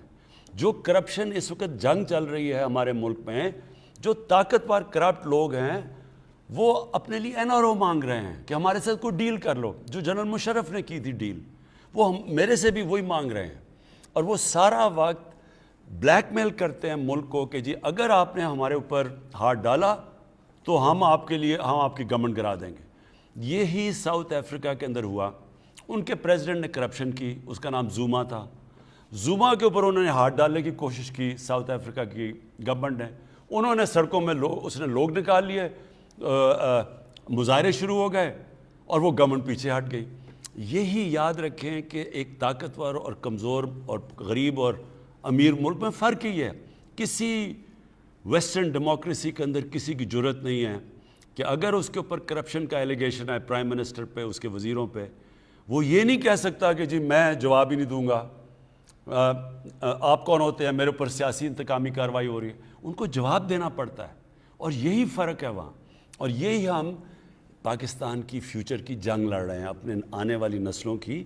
यही रूल ऑफ लॉ की जंग है, कानून की हुक्मरानी की।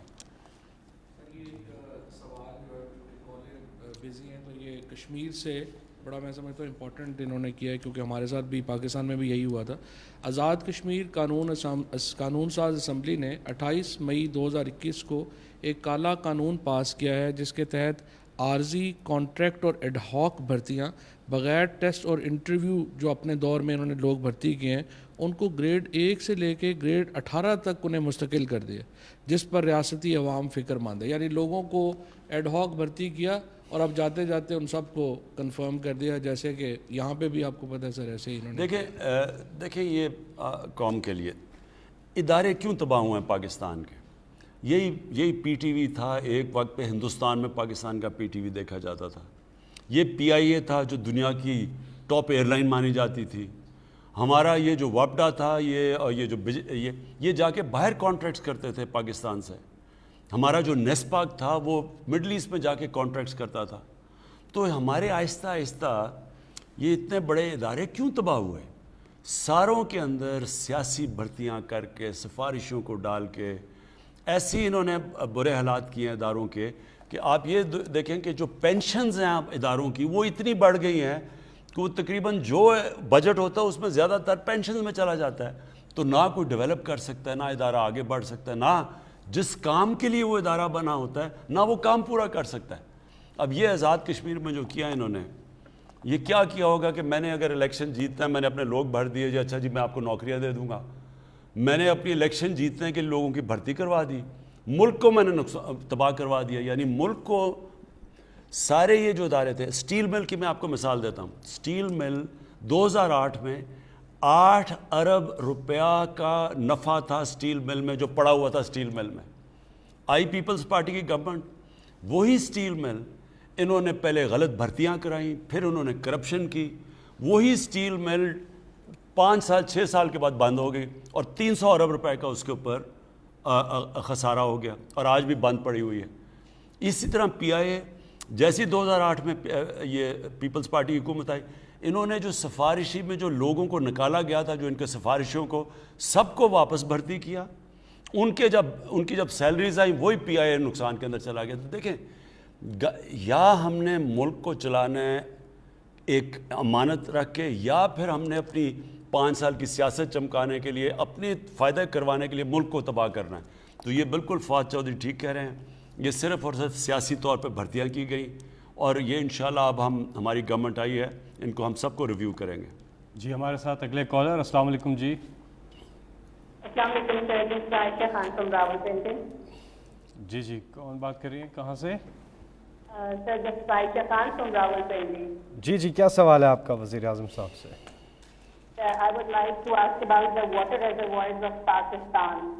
And you were checking me in this regard that Pakistan has the lowest dam storage capacity. And the country is yet to build a dam large enough to meet its water demand. They have been criticizing that the government during their rain or time period. But I would love to know that what is your government doing and what are your set plans and when will... Dams, ٹھیک ہے، اس پہ عائشہ اردو میں بات کیجئے. دوسری چیز یہ کہ ڈیمز کے حوالے سے ابھی تھوڑی دیر پہلے بات ہو چکی ہے. کوئی اور اگر آپ کا سوال ہے تو بتائیے گا. نہیں، ڈیمز کا میں صرف آپ کے لیے عائشہ میں آپ کو بتا دوں 50 سال میں پاکستان میں بڑی ڈیمز بنائی نہیں گئی، جس کا بہت بڑا میں نقصان ہو. میں آپ پہلے سمجھیں کہ ڈیمز کیوں ضرورت ہے پاکستان میں. اگر پاکستان میں سارا سال بارش ہوتی رہتی نا، جس طرح کئی یورپین ممالک میں ہوتی ہے، تو آپ کو ڈیم کی ضرورت نہیں ہے، کیونکہ پانی اتنا ہے، سارا سال پانی آتا رہے تو آپ کو روکنے کی ضرورت نہیں ہے. پاکستان میں 3 یا زیادہ سے زیادہ 4 لیکن 3 مہینے میں ہمارا دریاؤں میں سارا پانی آتا ہے. گلیشیئر پگھلتے ہیں ادھر سے اور پھر یہ جو ہماری برسات میں بارش ہوتی ہے اس سے. اب اس کے علاوہ پاکستان میں جو سردیاں ہیں اس کے اندر ہمارے پاس پانی کی قلت ہو جاتی ہے.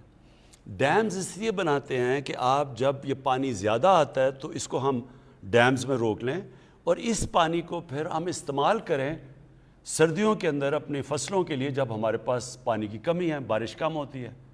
اس لیے جو ملک کے اندر اسی طرح کی سیزنل پانی آتا ہے دریاؤں میں، جس طرح چائنا ہے، تو وہ ساروں نے ڈیمز بنائی ہوئی ہیں.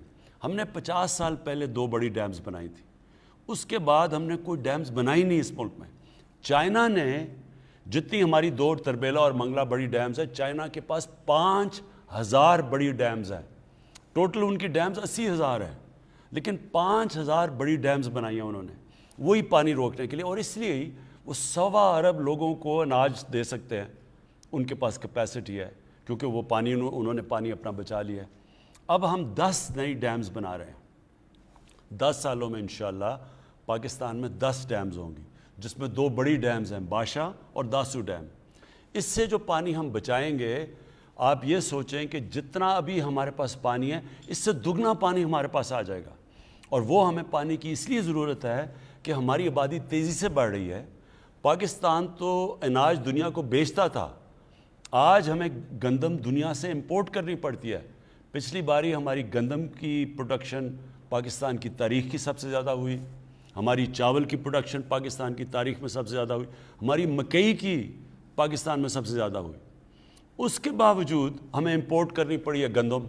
40 لاکھ ٹن گندم ہم نے امپورٹ کیا ہے. اور جب باہر سے ہم چیزیں منگواتے ہیں ہمارا ڈالر بھی خرچ ہوتا ہے ہمارے وہ، اور باہر اگر مہنگی ہو تو وہ یہاں مہنگائی بھی ہو جاتی ہے. اس لیے اب ہمیں سوچنا پڑے گا کہ آگے ہماری بڑھتی ہوئی آبادی کو ہم نے کیسے ان کے لیے اناج پورا کرنا ہے. اس کے لیے ڈیمز بہت ضروری ہیں. اور یہ جو ڈیمز ہم جب 10 سالوں میں 10 ڈیمز بن رہی ہیں، ان سے فائدہ یہ ہوگا کہ جتنا ابھی ہمارے پاس پانی ہے انشاءاللہ اس سے دگنا پانی ہو جائے گا ہمارے کسانوں کے لیے. جی اگلے کالر سے ہم بات کریں گے. السلام علیکم. جی السلام علیکم. جی وعلیکم السلام. جی کون بات کر رہی ہیں؟ جی میں ہیرا طارق بات کر رہی ہوں اٹک سٹی سے. جی جی سر میں سعودی اقامہ ہولڈر ہوں. ہم پچھلے 1 سال سے پاکستان میں اسٹک ہیں due to suspension of flight. جو اونلی آپشن جو اویلیبل ہے ہمیں اس وقت وہ کوارنٹین کی ہے تھرو 3rd کنٹری، جو کہ ہائیلی ایکسپینسو ہے. ابھی آپ سے ریکویسٹ ہے کہ آپ کے پرسنل ریلیشن بھی ہیں سعودیہ کے ساتھ، وہ آپ کا بہت ریگارڈ بھی کرتے ہیں، تو ان سے بات کی جائے کہ اگر افغانستان جیسی کنٹری کے لیے ڈائریکٹ فلائٹس اوپن ہیں اور ہم لوگوں نے ریکمینڈڈ ڈوزز بھی لگا لی ہیں ویکسین کی، تو ان لوگوں نے ابھی تک فلائٹس ہمارے لیے کیوں اوپن نہیں کی ہیں؟ اب بچوں کے اسکولس بھی کھل گئے ہیں، آفیسز بھی کھل گئے ہیں، اور اب ہمارے لیے بہت پریشانی ہو رہی ہے. اور ہم جیسی بہت سی فیملیز یہاں اسٹک ہیں پاکستان میں. جی مجھے اس کا پوری طرح علم ہے. میں نے ابھی جو سعودی ایمبیسڈر آئے تھے، سعودی فورن منسٹر آئے تھے، ان سے میں نے پوری تفصیل میں بات کی اور میں نے پیغام دیا شیخ محمد کے لیے کہ ہمارے بہت زیادہ لوگ متاثر ہوئے ہیں، تو ان کے لیے ان کے جو بھی مسئلے مسائل اور بھی مسئلے مسائل تھے فلائٹس کے علاوہ، تو انہوں نے مجھے شیورٹی تو دیا کہ وہ جب وہ واپس انہوں نے جانا تھا تو انہوں نے شیورٹی دی تھی کہ وہ انشاءاللہ یہ ہمارا مسئلہ حل کریں گے. جی آپ کال کر رہے ہیں 051922490 پہ. اگلے کالر ہمارے ساتھ. جی السلام علیکم. جی السلام علیکم. جی کون صاحب؟ جی راجہ صابر بات کر رہا ہوں اسلام آباد سے. جی کیا سوال ہے آپ کا؟ جی وزیر اعظم صاحب سے. میرے پرائم منسٹر صاحب سے چھوٹے سے 2 عوامی نوید کے سوال ہیں. ایک تو حالیہ بجٹ میں گاڑی کی قیمت میں کمی کی گئی تھی، جس سے عوام کو ابھی تک کوئی فائدہ نہیں منتقل ہو سکا، کیونکہ خطے میں سب سے مہنگی گاڑی جو پاکستان میں فروخت کی جا رہی ہے اور گاڑیوں کی روسیٹی بھی نہیں ہے. اصل رقم دینے کے بعد بھی ابھی تک بھی آن پہ گاڑی مل رہی ہے جبکہ اصل قیمت پہ نہیں مل رہی. اس پہ ذرا وزیر صاحب بتائیے گا. اور دوسرا سوال میرا یہ ہے کہ پاکستان سے بینک کے ذریعے علاج اور پڑھائی کے علاوہ کوئی رقم بیرون ملک میں منتقل نہیں ہو رہی. کوئی پراپرٹی یا کاروبار کرنا چاہتا ہے تو بینک تعاون نہیں کرتا، جس کے لیے لوگوں کو غلط راستہ استعمال کرنا پڑتا ہے. آپ خود کہتے ہیں جو جائز فائلر ہیں، جو ٹیکس پیئر ہیں، وہ کاروبار کر سکتے ہیں. اس بارے میں بھی اسٹیٹ بینک اور FBR کے چیئرمین سے ہدایت دی کیا ہے کہ جو جائز کام کرنا چاہتے ہیں، ملک سے باہر اپنا کاروبار پیسہ انویسٹ کرنا چاہتے ہیں، اس پہ میرا تفصیل عوام آپ سے جاننا چاہتے ہیں. 2 سوال ہیں. ایک یہ کہ جو گاڑیوں کے اوپر ہم نے ٹیکسز نیچے کیے، ان کی قیمتیں نیچے آنی چاہیے تھیں. یہ میں فوری طور کے اوپر اس کو چیک کروں گا کہ انہوں نے کیوں نہیں گاڑیوں کی قیمت نیچے لے کے. دیکھیں ہم نے سوچا یہ کہ جو 1000 cc سے کم گاڑیاں ہیں ان کے اوپر ہم نے ٹیکس کم کر دیا تاکہ وہ عام آدمی یعنی ہماری مڈل کلاسز استعمال کرتی ہیں تاکہ ان کو سستی گاڑی پڑے. تو ایک تو ہم نے یہ کیا تھا اور یہ میں اب چیک کروں گا. آپ نے کہا آن کا مسئلہ یہ ہوا تھا کہ ڈیمانڈ ایک دم ہماری گاڑیوں کی اتنی زیادہ بڑھ گئی اور اس کی وجہ سے یہ جو اوپر یہ چارج کرتے ہیں. اس کے اوپر بھی میں ابھی چیک کروں گا کہ کیا وجہ ہے کہ ہم نے اس کے اوپر بھی ایک حماد اس کا جواب دیں گے. وزیر اعظم صاحب جو ہم نے گاڑیوں پر ٹیکسز کم کیے ہیں, گاڑیوں کے مینوفیکچررز نے تو اتنے ہی آگے قیمتیں نوٹیفائی کر دی ہیں نیچے, لیکن یہ جو بتا رہے ہیں وہ آن کی بات کر رہے ہیں, اور اس وقت مارکیٹ میں جتنی سپلائی ہے گاڑی کی اس سے کہیں زیادہ مانگ ہے. اور ایک یہ بلیک مارکیٹنگ کا ایک مینس ہے جو آیا ہوا ہے. اس میں بھی ہم نے پچھلے سال ایک قدم یہ اٹھایا تھا جس سے کچھ فرق بھی پڑا کہ اگر آپ 6 مہینے کے اندر ہی نئی گاڑی لے کے آگے بیچتے ہیں کسی اور کو تو آپ کو ایک ٹیکس دینا پڑتا ہے جو 1.5 لاکھ روپیہ, اس سے کچھ آن کی شرح میں کمی آئی ہے. لیکن اچھی خبر یہ ہے کہ بڑی تیزی کے ساتھ ہمارے کار مینوفیکچررز اس ڈیمانڈ کے نتیجے میں اپنی سپلائی بڑھا رہے ہیں.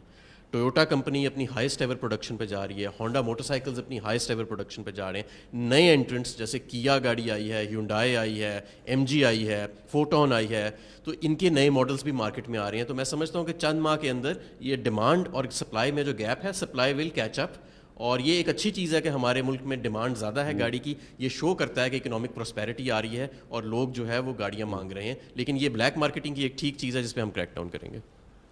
اور دوسرا جو آپ کا سوال تھا اس کو مجھے پوری طرح سمجھ نہیں آئی. بینکنگ انہوں نے کیا قرضے بینک نہیں دیتے, آپ اسی کا جواب بتائیں. سر انہوں نے جو بات سمجھ میں آئی ہے وہ یہ کہا ہے کہ ملک سے اندر باہر جو رقوم بھجوانے کے لیے شاید ان کو کوئی دقت آ رہی ہے, جس پہ ہم ہر وقت کام کر رہے ہیں اسٹیٹ بینک کے ساتھ بھی اور ایف بی آر کے ساتھ بھی. اور دوسرا ایز آف ڈوئنگ بزنس کی انہوں نے بات کی, اس میں بھی آپ ہر مہینے میں ایک میٹنگ چیئر کر رہے ہیں اور ہماری انڈیکس میں ریکارڈ ایشیا میں سب سے زیادہ امپروومنٹ آئی ہے. اس میں بھی مزید انشاءاللہ بہتری آتی رہے گی. جی میں اس میں دونوں چیزوں کے میں صرف یہ کہہ دوں کہ یہ ضرور ہے کہ ہم آسانیاں پیدا کر رہے ہیں ہمارے اوورسیز پاکستانیز تب پاکستان میں, کیونکہ وہ ہمارا سب سے بڑا اثاثہ ہے. اوورسیز پاکستانی اصل میں ان کی ریمیٹنسز نے ہمارے ملک کو صحیح طرح بچایا, نہیں تو اتنا بڑا ہمیں کرنٹ اکاؤنٹ یعنی کہ ہمارا اتنا بڑا خسارہ چھوڑ کے چلے گئے تھے.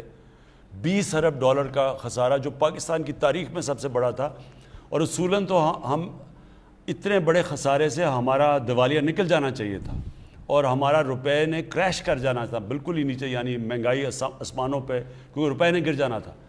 اصل میں آج پھر سے اپنے بیرون ملک پاکستانیوں کو خاص طور پہ شکریہ ادا کرتا ہوں کہ انہوں نے پاکستان کی تاریخ میں سب سے زیادہ پیسہ بھیجا بینکنگ چینل سے جو ریمیٹنسز تھی. اب ہم ان کے لیے اور آسانیاں پیدا کرنا چاہتے ہیں. ہمارا جو روشن ڈیجیٹل اکاؤنٹ ہے اس کے اندر ہم اور ان کے لیے سہولتیں پیدا کرنا چاہتے ہیں تاکہ آسانی سے یہ اپنا پیسہ اندر بھی لے آئیں اور اگر باہر نکالنا چاہتے ہیں تو باہر بھی لے جائیں. تو اس میں جو پرانی چیزیں کئی جگہ ہمیں رکاوٹیں ہیں, ایک فیٹف کا پرابلم ہوا ہے, اس میں ذرا تھوڑی سی آتی ہیں رکاوٹیں, لیکن میں آپ کو یہ اشور کرتا ہوں کہ ہم پاکستان کے انٹرسٹ میں ہے کہ اوورسیز پاکستانی اس کے لیے آسانی پیدا کریں تاکہ وہ اپنا کوئی بھی پاکستان میں پیسہ بینکنگ کے تھرو لا سکے. ان کے ایک کوشچن کا وزیر اعظم صاحب ایک پارٹ تھا کہ جو بینک سے قرضہ لیتے ہیں یا پیسے باہر بھیجتے ہیں تو لیگل مینز سے بھیجنے والوں کے لیے بڑی رکاوٹیں ہیں, جبکہ ان لیگل مینز سے بھیجنے کے لیے آسانیاں ہیں کہ کوئی ناجائز طریقے سے بھیجتا ہے, بینکنگ چینل سے نہیں بھیجتا. وہ کہہ رہے ہیں یہ رکاوٹیں جو ہیں اسٹیٹ بینک کو چاہیے کہ وہ دور کریں. میں اس کا یہی میں آپ کو کہہ رہا تھا, ہماری کوشش تو یہی ہے, لیکن میں حماد کو کہوں گا ذرا اس کو جواب دیں. اس میں سر کیونکہ کچھ فیٹف کے کمپلائنس کے ایشوز تھے جو کبھی کبھی ایز آف ڈوئنگ بزنس یعنی کاروبار میں آسانی کے ساتھ کلیش کر جاتے ہیں, لیکن بہرحال وہ بھی ہماری ذمہ داری ہے اور ہم نے فیٹف کی کمپلائنس کو فی الحال جو تھی وہ کچھ ترجیح دی تھی. But at the same time state bank of Pakistan جو ہے وہ نئی اسکیمز لا رہا ہے جہاں پہ پیسے کا اندر آنا اور جانا ڈیجیٹل مینز کے ذریعے جو ہے وہ آسان ہوئے گا. پہلے بھی کافی آسان ہوا ہے, ہماری ریمیٹنسز 23 ارب ہم جب آئے تھے $21 ارب تھیں, اب $29 ارب کے قریب ہم نے کلوز کیا ہے. تو کچھ آسانی آئی ہے اور کچھ ہم کریک ڈاؤن انلیگل کے اوپر بھی ہم نے بڑا میسو اسکیل پہ شروع کیا ہوا ہے. جی اگلے کالر ہمارے ساتھ. السلام علیکم. جی جی وعلیکم السلام. جی کون صاحب کہاں سے بات کر رہے ہیں؟ جی کیا سوال ہے آپ کا وزیر اعظم صاحب سے؟ میں گارے خان صاحب سے بات کروں گا. السلام علیکم خان صاحب. جی وعلیکم السلام. سر میرا نام ولایت خان ہے, میں پاکستان سوسائٹی ڈنمارک کی طرف سے فون کر رہا ہوں. سر ہمارے کچھ مسائل ہیں, مثلا PIA آتی تھی, नॉर्वे और डेनमार्क में अब आना बंद हो गई है, जिसकी वजह से हमारा पाकिस्तान के लिए सफर लंबा भी हो गया है, महंगा भी हो गया है। बुजुर्ग तो बिल्कुल अकेले सफर नहीं कर सकते और डेड बॉडी भेजना हो तो और भी मुश्किल है। सर इसके लिए कुछ करें। और उसके बाद ये बैंकिंग की आप बात कर रहे थे, हमें एक बैंक चाहिए। अब देखिए यहाँ के बैंक जो है ना हमारे बिजनेसमैन के लिए बड़ी मुश्किलात पैदा कर रहे हैं, उनके अकाउंट बंद कर देते हैं। तो HBL वालों से बात की थी तो वो कह रहे थे कि उनकी गारंटी बढ़ जाएगी अगर वो यहाँ बैंक लेके आते हैं। सर किसी तरह से एक बैंक हमें दे दें ताकि हमारा स्कैंडिनेविया में और यूरोप में जो बिजनेसमैन है उसके लिए आसानी पैदा हो जाएगी।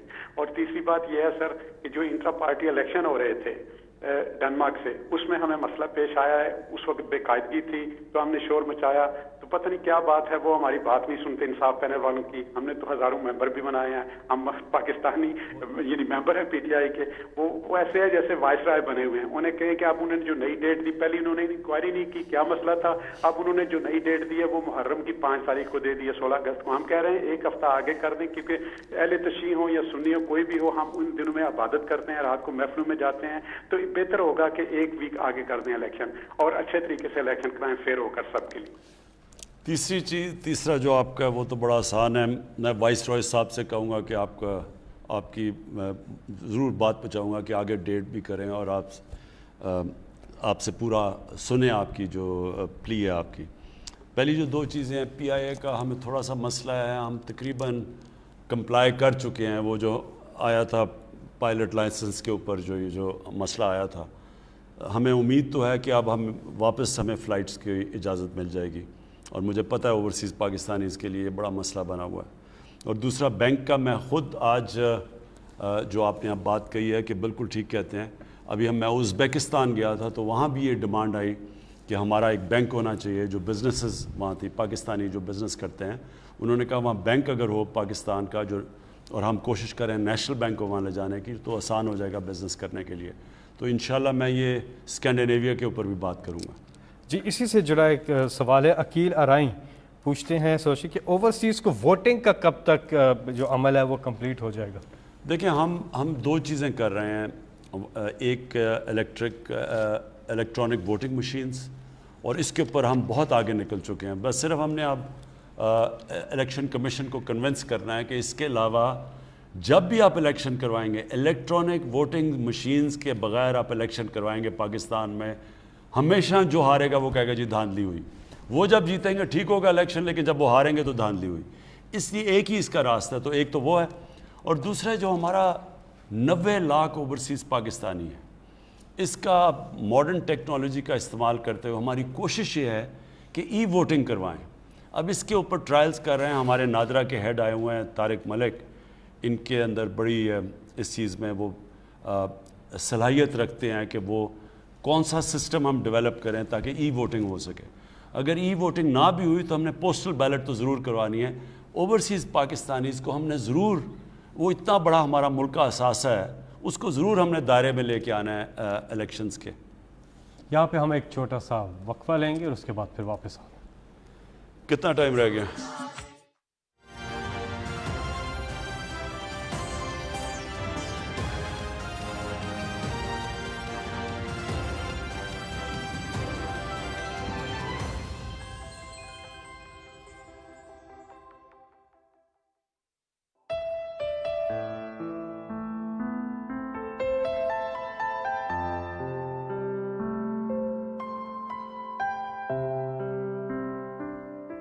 आलमे आबो खाक में तेरे ज़हूर से फरोग, ज़र्रे रेग को दिया तूने तुलूए आफ़ताब।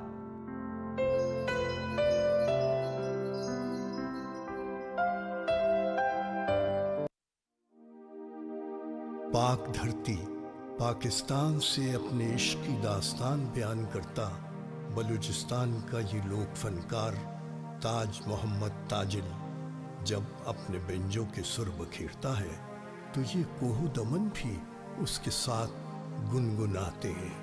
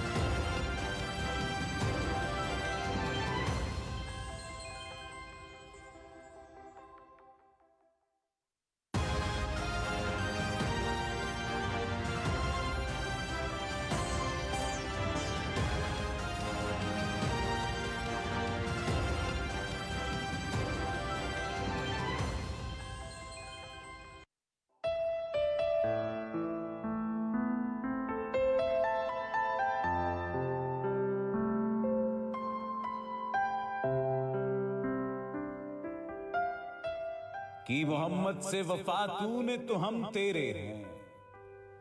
ये जहां चीज है क्या, लौह कलम तेरे हैं।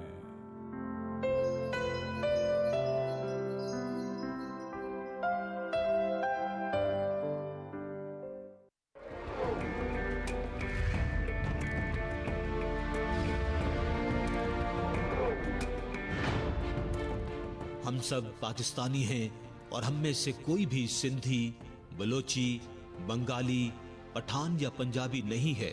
हमें सिर्फ और सिर्फ अपने पाकिस्तानी होने पर फख्र होना चाहिए।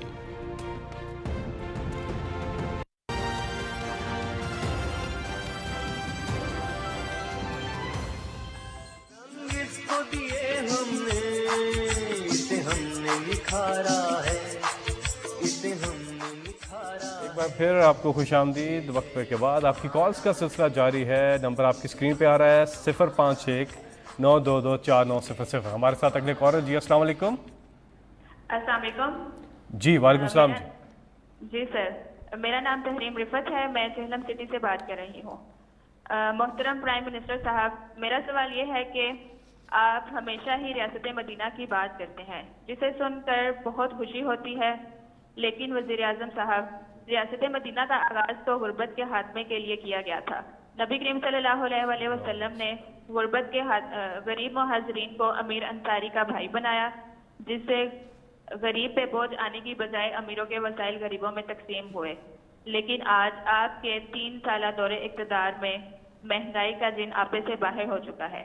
बिजली और पेट्रोल की कीमतें इंतहा को छू रही हैं।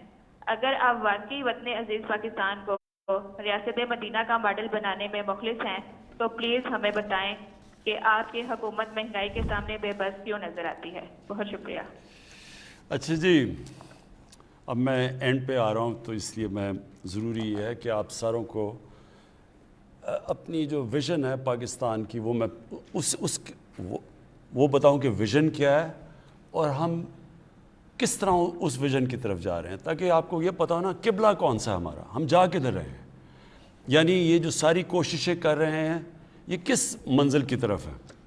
देखें, जब आप नमाज़ पढ़ते हैं ना 5 वक्त पे, जब आप अल्लाह से सिर्फ एक ही चीज़ नमाज पढ़ के मांगते हैं कि अल्लाह हमें उनके रास्ते पे लगा जिनको तूने नेमतें बख्शी हैं, सिर्फ एक चीज़ मांगते हैं। ये याद रखें कि वो रास्ता है, हम मंजिल नहीं मांग रहे हैं, हम उस रास्ते पे चलते हैं, क्योंकि वो रास्ता, वो मंजिल तो वो उस पे जो पहुँचे हैं, वो नबी सल्लल्लाहु अलैहि वसल्लम पहुँचे हैं, वो तो हम पहुँच नहीं सकते। लेकिन हम अगर उनके रास्ते पे भी चले गए तो ये मुल्क बिल्कुल एक अजीम मुल्क बन जाएगा। ये बना था इस्लामी फलाई रियासत, ये इसका मकसद था पाकिस्तान का बनने का। अब मैं आपको बताऊं कि वो रास्ते के अंदर कौन से असूल हैं जिनके ऊपर वो मदीना की रियासत खड़ी हुई थी, और उन असूलों को हम कितना अपना चुके हैं। सबसे बड़ा असूल ये था कि फलाई रियासत बनी थी गुर्बत कम करने के लिए, निचले तबके को ऊपर उठाने के लिए बनी थी, पहली दफ़ा दुनिया की तारीख़ में। मैं पहले ये बताऊंगा, तो पहला ये ऑब्जेक्टिव था। दूसरा, कानून की बालादस्ती। 2 खलीफा वक्त, पहले 4 में से 2 खलीफा वक्त अदालत में गए, जबकि उनका क्या किरदार था, उनका क्या स्टेटस था, खलीफा थे, उसके बावजूद वो अदालत में जाके खड़े हुए सिर्फ एक चीज़ बताने के लिए कि कानून की हुक्मरानी है, ताकत की हुक्मरानी नहीं है। तो दूसरी चीज़ ये कि कितनी हमारी जद्दोजहद उधर किधर है, उस रास्ते पे हम निकले हैं या नहीं निकले। और तीसरी कि जब ला इलाहा इल्लल्लाह एक इंसान पढ़ लेता है, तो फिर किसी और इंसान या किसी के सामने झुकना शिर्क होता है। ला इलाहा इल्लल्लाह एक इंसान को आज़ाद कर देता है, ये बेशर्मी से, बेगैरती से, हाथ फैलाने से। एक ला इलाहा इल्लल्लाह एक छोटे से इंसान को बड़ा इंसान बना देता है, एक खुददार कौम। और ये 3 प्रिंसिपल्स पे खड़ी हुई थी मदीना की रियासत। जब हमारे नबी सल्लल्लाहु अलैहि वसल्लम ने ख़त भेजे पर्शियन एम्परर को, एक सुपर पावर, दूसरी तरफ Roman emperor, Byzantine emperor Hercules, उसको जब ख़त भेजा تو انہوں نے امداد مانگنے کے لیے نہیں بھیجا. انہوں نے یہ نہیں کہا ہمیں قرضے دے دو یا ہمیں ایڈ دے دو, ہمارے حالات بڑے برے, اور برے حالات تھے مسلمانوں کے. جو ابھی آپ نے سوال پوچھا, آپ نے ایک چیز 3 سال کی ابھی بات کی نا, آپ اگر تاریخ اٹھا کے پہلے 5 سال دیکھ لیں مدینہ کی ریاست کے, تو برے حالات تھے مسلمانوں کے. وہ دنیا کے عظیم ترین لیڈر بھی تھے, لیکن ایک دم حالات ٹھیک نہیں ہوئے. وہ اس راستے پہ لگے جس کی وجہ سے حالات ٹھیک ہوئے. وہ راستہ جو انہوں نے دکھایا, جو اصولوں پہ کھڑی کی, ان اصولوں نے ایک جن کی کوئی حیثیت ہی نہیں تھی عربوں کی, ان کو دنیا کی امامت کروا دی. تو پہلے تو آپ کو سمجھنا ہے کہ کیا ہم ان اصولوں پہ چلنے کی کوشش کر رہے ہیں یا نہیں کر رہے ہیں. کیا اس ملک کے اندر ہم اپنے کمزور طبقے کے لیے وہ قدم اٹھا رہے ہیں؟ کبھی پاکستان میں کسی نے سوچا تھا کہ ہیلتھ کارڈ جن صوبوں میں ہماری حکومت ہے, پختونخوا, پنجاب, آزاد کشمیر میں اب, اور گلگت بلتستان, ان سارے صوبوں میں جدھر ہماری حکومت ہے وہاں پوری طرح ہم ہر شہری کو ہیلتھ کارڈ دے رہے ہیں, ہیلتھ انشورنس. یہ اتنی بڑی چینج ہے کہ کوئی سوچ, یہ ہمارے سے امیر ترین ملکوں کے اندر بھی یہ سہولت نہیں ہے. یعنی ایک خاندان کے پاس ہیلتھ انشورنس 10 لاکھ روپے تک اس خاندان میں اپنا علاج کروا سکتے ہیں. یہ ایک انقلاب ہے. یہ ابھی تک لوگوں کو پوری طرح پتہ نہیں چلا کہ یہ کتنا بڑا ہم نے قدم اٹھایا ہے. تو یہ اسی طرف جا رہے ہیں فلاحی ریاست پہ. پھر پناہ گاہ, ہم نے جو پناہ گاہ بنا رہے ہیں یہ غریب مزدوروں کے لیے, جو بیچارہ سارا دن محنت کرتا ہے, وہ ہم چاہتے ہیں کہ وہ اس کو کھانا پینا بھی وہاں ملے, سوئے بھی وہاں, نہائے دھوئے بھی وہاں, مزدوری کرے, اور جو مزدوری سے پیسہ اٹھائے اپنی بیوی بچوں کو بھیج سکے. یہ پناہ گاہ میں ابھی ہم اضافہ کر رہے ہیں. میں ابھی آپ کو بتا دوں کہ ہم نے ابھی تک کتنی پناہ گاہ بنا چکے ہیں آپ کے پاس. ہم اب تک 22 پناہ گاہ بنا چکے ہیں شہروں کے اندر, اور 11 اور بننے والی ہیں, اور انشاءاللہ یہ ہم پھر پھیلاتے جائیں گے جدھر جدھر مزدور کام کرتے ہیں ان کے لیے رہنے کے لیے. یہ میں سمجھتا ہوں کہ اگر ہمیں جانے تک, اگر ہم ابھی 33 ہماری بنیں گی, اگر ہم یہ سارے شہروں کے اندر جدھر مزدور کام کرتے ہیں وہاں اگر ہم پناہ گاہ بنا گئے, میں اس کو اپنی بہت بڑی اچیومنٹ سمجھوں گا. کیونکہ امیر ملکوں کے اندر بھی ایسا نہیں ہے, وہاں بھی اب امریکہ کے اندر بھی سڑکوں پہ رات کئی جگہ ان کے پاس چھت نہیں ہوتی, سوتے ہیں, جو سب سے دنیا کا امیر ملک ہے. میں یہ چاہتا ہوں کہ پاکستان میں کبھی نہ ہو کہ ہمارے لوگ, ہمارا مزدور بیچارہ سڑکوں پہ سوئے. تو اس کے لیے پناہ گاہ بنا رہے ہیں. پھر ہم ایک بھوکا نہ سوئے, ہم نے بسز شروع کی ہیں, اور ان کا ابھی تک ہمارے 12 بسز ہیں, یہ پھرتی ہیں. یہ 4 شہروں کے اندر ابھی ہم لے کے آئے ہیں. یہ ٹرک ہیں, کیونکہ ایکسپیریمنٹ ابھی کر رہے ہیں کہ پہلے ہم نے تھوڑے سے پناہ گاہ بنائے, ان کو پھر ہم نے بہتر کیا, ان کی سٹینڈرڈ, ان کے SOPs بنائے, اب ہم ان کو پھیلائیں گے. اسی طرح ہم نے پہلے ایکسپیریمنٹ کیا, ہماری بس جاتی ہے غریب علاقوں میں, لوگوں کو کھانا دیتی ہے. اب ہم یہ بسز بڑھاتے جائیں گے. ابھی ہمارے پاس 12 بسز ہیں. ہمارا ہے کہ اگلے 6 مہینے میں 50 ٹرک ہمارے جائیں غریب علاقوں کے اندر, اور انشاءاللہ اس کو مزید بڑھاتے جائیں گے. اچھا جی, اس کے علاوہ جو اب ہم کرنے جا رہے ہیں وہ ہے کامیاب پاکستان. اب یہ میرا سب سے بڑا پروگرام آنے والا ہے. کامیاب پاکستان کے اندر کیا ہوگا کہ جتنے 40% جو ہمارے خاندان ہیں جو نچلے طبقے میں ہیں, ان کے لیے ایک گھر کے اندر ایک کو ٹیکنیکل ایجوکیشن ملے گا, سارے گھر کو ہیلتھ کارڈ ملے گا تاکہ وہ ان کا علاج ہو جائے. ایک ہم ان کو مائکرو فائنانس سے اپنا گھر بنا کے ان کو قرضہ لے کے دے رہے ہیں. یہ مائکرو فائنانس کمپنیز ہیں, وہ کیا کریں گی کہ اگر میں اپنا گھر بنانا چاہوں تو ان کو پہلی دفعہ پاکستان کی تاریخ میں فائنانس ملے گا. مائکرو فائنانس سے قرضے دلوائیں گے تاکہ وہ جو قسطیں دیتے ہیں اپنے کسی کرائے کے گھر میں رہنے کے لیے, وہی قسطیں دے کے ان کو اپنا گھر ہو جائے. یہ پاکستان کے اندر پہلی دفعہ چیز ہوگی, اور ساتھ پھر ہیلتھ کارڈ ملے گا. یعنی 4 چیزیں دے رہے ہیں, قرضہ, اور قرضے ملیں گے سود کے بغیر. تو شہروں کے اندر قرضے دیں گے تاکہ وہ اپنی کوئی چھوٹی سی بزنس کر لے, دیہات کے اندر قرضے دیں گے تاکہ کسان اپنی مدد کر سکے سود کے بغیر. یہ ہمارا انشاءاللہ اسی مہینے لانچ ہونے لگا ہے ہمارا کامیاب پاکستان, اور انشاءاللہ یہ ایک بہت بڑا ہے. پھر قانون کی بالادستی. تو پہلے تو فلاحی ریاست کی طرف ہم انشاءاللہ ہمارا پورا زور ہے کہ ہم, اور پھر میں نے آپ کو پہلے بتا دیا کہ احساس کا پروگرام ہمارا شروع ہو رہا ہے دسمبر میں. 40% غریب خاندانوں کو جو چیزیں کھانے پینے کی چیزیں ہیں ان کے اوپر ڈائریکٹ سبسڈی دیں گے. ہمارے پاس پورا ڈیٹا ہو گیا. دوسری چیز قانون کی بالادستی. یہ ہماری سب سے بڑی اس وقت جہاد چل رہی ہے. جہاد یہ ہے کہ پاکستان میں طاقتور ایک قانون اور غریب کے لیے دوسرا قانون. یہ جو قانون طاقت کی بالادستی ہے اس کو قانون کی بالادستی میں لے کے آنا چاہتے ہیں. یہ سب سے مشکل کام ہے. اس میں مجھے آپ سب کی ضرورت ہے کیونکہ یہ وہی قبضے گروپ ہیں جو کہ طاقتور ہیں, غریبوں کی زمینوں پہ قبضہ کرتے ہیں. یہ وہ سیاستدان ہیں چوری کر کے پیسہ باہر لے گئے ہیں اور ان کو ہاتھ ڈالو تو کہتے ہیں کہ جی آپ کی گورنمنٹ کرا دیں گے. ان کے اوپر ہم نے پورا ہاتھ ڈالنا ہے اور ایک لوگوں کو آزاد کرنا ہے, لوگوں کو قانون دے کے انصاف دے کے آزاد کرنا ہے. یہ دوسرا ہے. اور تیسرا خودداری. ہم یہ وہ ملک بنانا چاہتے ہیں جو انشاءاللہ ایک اپنے پیر پہ کھڑا ہو, کبھی کسی سے ہمیں بھیک نہ مانگنی پڑے, قرضے نہ مانگنے پڑیں, کسی کے سامنے ہم ایڈ دے کے ان کی جنگوں میں نہ شامل ہوں کیونکہ وہ ہمیں پیسے دے رہے ہیں تو ہم ان کی جنگ میں شامل ہو جائیں. ایک خوددار, ایک آزاد ملک. اور یہ بھی ایک جب قوم ایک فیصلہ کر لیتی ہے کہ ہم نے دنیا میں اپنی ہر پاسپورٹ کی عزت کروانی ہے, تو عزت تب ہوتی ہے جب ایک قوم اپنی خود عزت کرتی ہے. جب ایک قوم خود عزت کرتی ہے وہ خوددار قوم بن جاتی ہے, اس کی دنیا ریسپیکٹ کرتی ہے.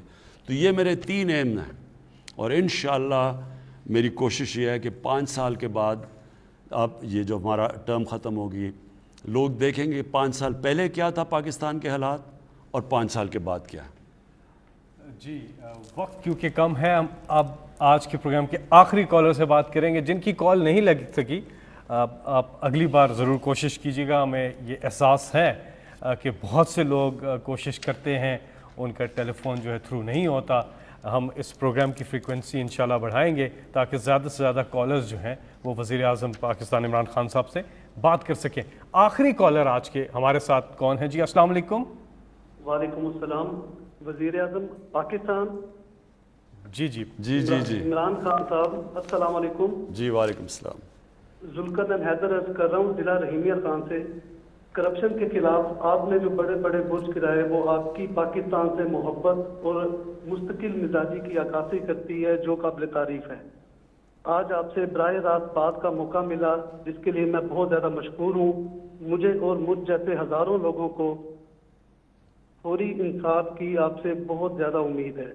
میں آپ کو جنوبی پنجاب کی Khwaja Farid university of engineering and information technology پر نظر ثانی کی درخواست کرتا ہوں کہ مکمل تحقیقات کروائی جائیں.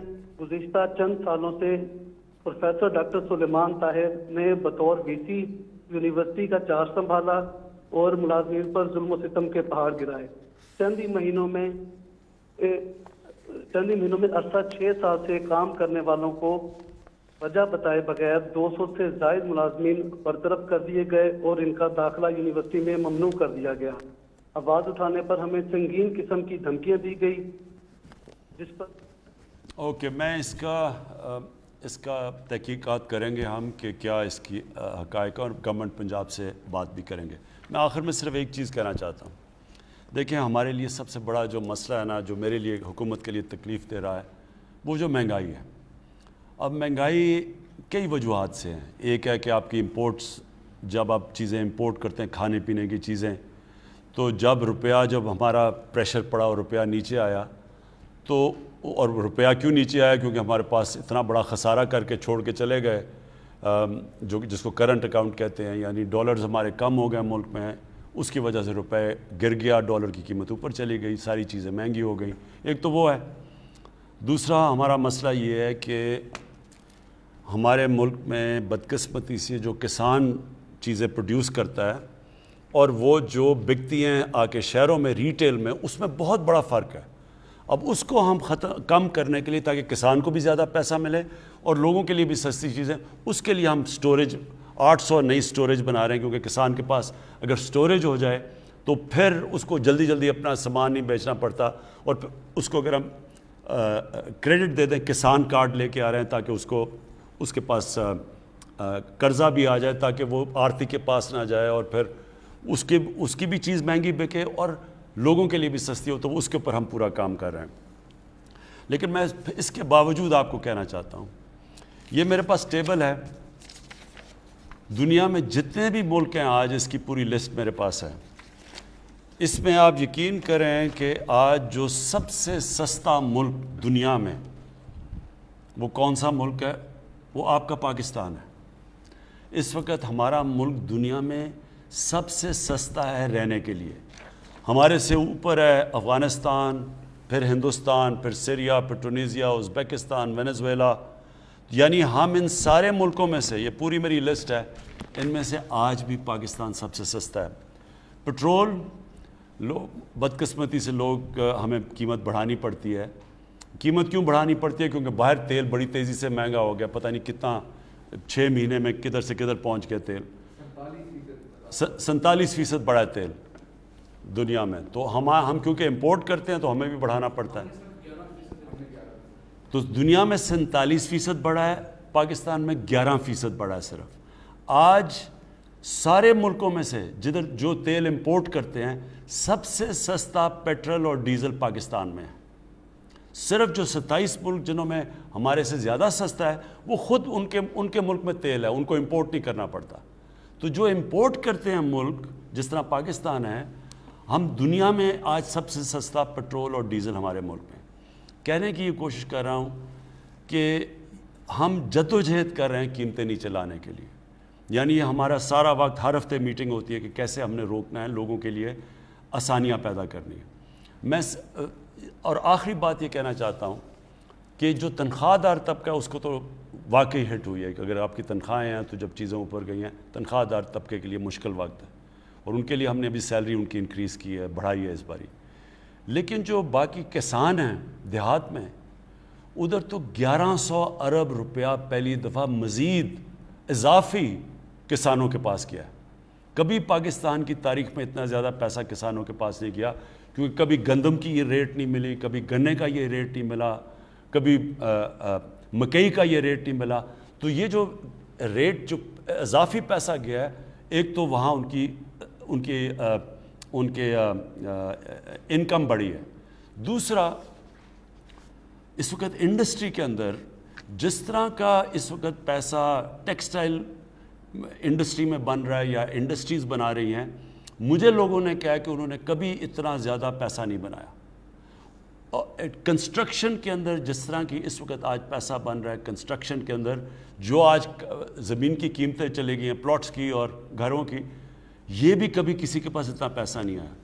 تو میں صرف ریکویسٹ کروں گا کہ جو انڈسٹری والے ہیں, آپ اپنے جو مزدور ہیں ان کی آپ زیادہ تنخواہیں بڑھائیں, کیونکہ جب آپ کو اتنا فائدہ ہوا ہے تو ان کو بھی فائدہ کروائیں جو مزدوروں کو ہے. لیکن جو سیلریڈ لوگ ہیں, مجھے پتہ ہے آپ کی مشکلات ہیں. انشاءاللہ جس طرح ہمارا اب ٹیکس بڑھتا جا رہا ہے, ہماری آمدنی بڑھتی جا رہی ہے, آپ کو پتہ ہے ہم نے اس باری سب سے زیادہ پاکستان کی تاریخ میں ابھی ٹیکس اکٹھا کیا ہے. اور انشاءاللہ جو ہم FBR میں اب اور اصلاحات کر رہے ہیں, آٹومیشن لے کے آ رہے ہیں, تو ہماری آمدنی اور بڑھتی جائے گی. جیسی جیسی آمدنی بڑھے گی انشاءاللہ ہم اپنی سیلریڈ کلاس کی بھی مدد کریں گے, اور ہم یہی پیسہ لگائیں گے اپنے انفراسٹرکچر کے لیے, اپنے کسانوں کے لیے, تاکہ ان کی پیداوار بڑھے. جب ہماری پیداوار بڑھے گی تو اس سے پھر ہماری جو کھانے پینے کی چیزیں بھی مہنگی نہیں ہوں گی. بہت بہت شکریہ. آپ یہ نمبر نوٹ کر لیں سٹیزن پورٹل کا 05190000111 آپ اپنی شکایات اس پہ بھی درج کر سکتے ہیں. پھر کبھی آپ سے ملاقات ہوگی. بہت بہت شکریہ.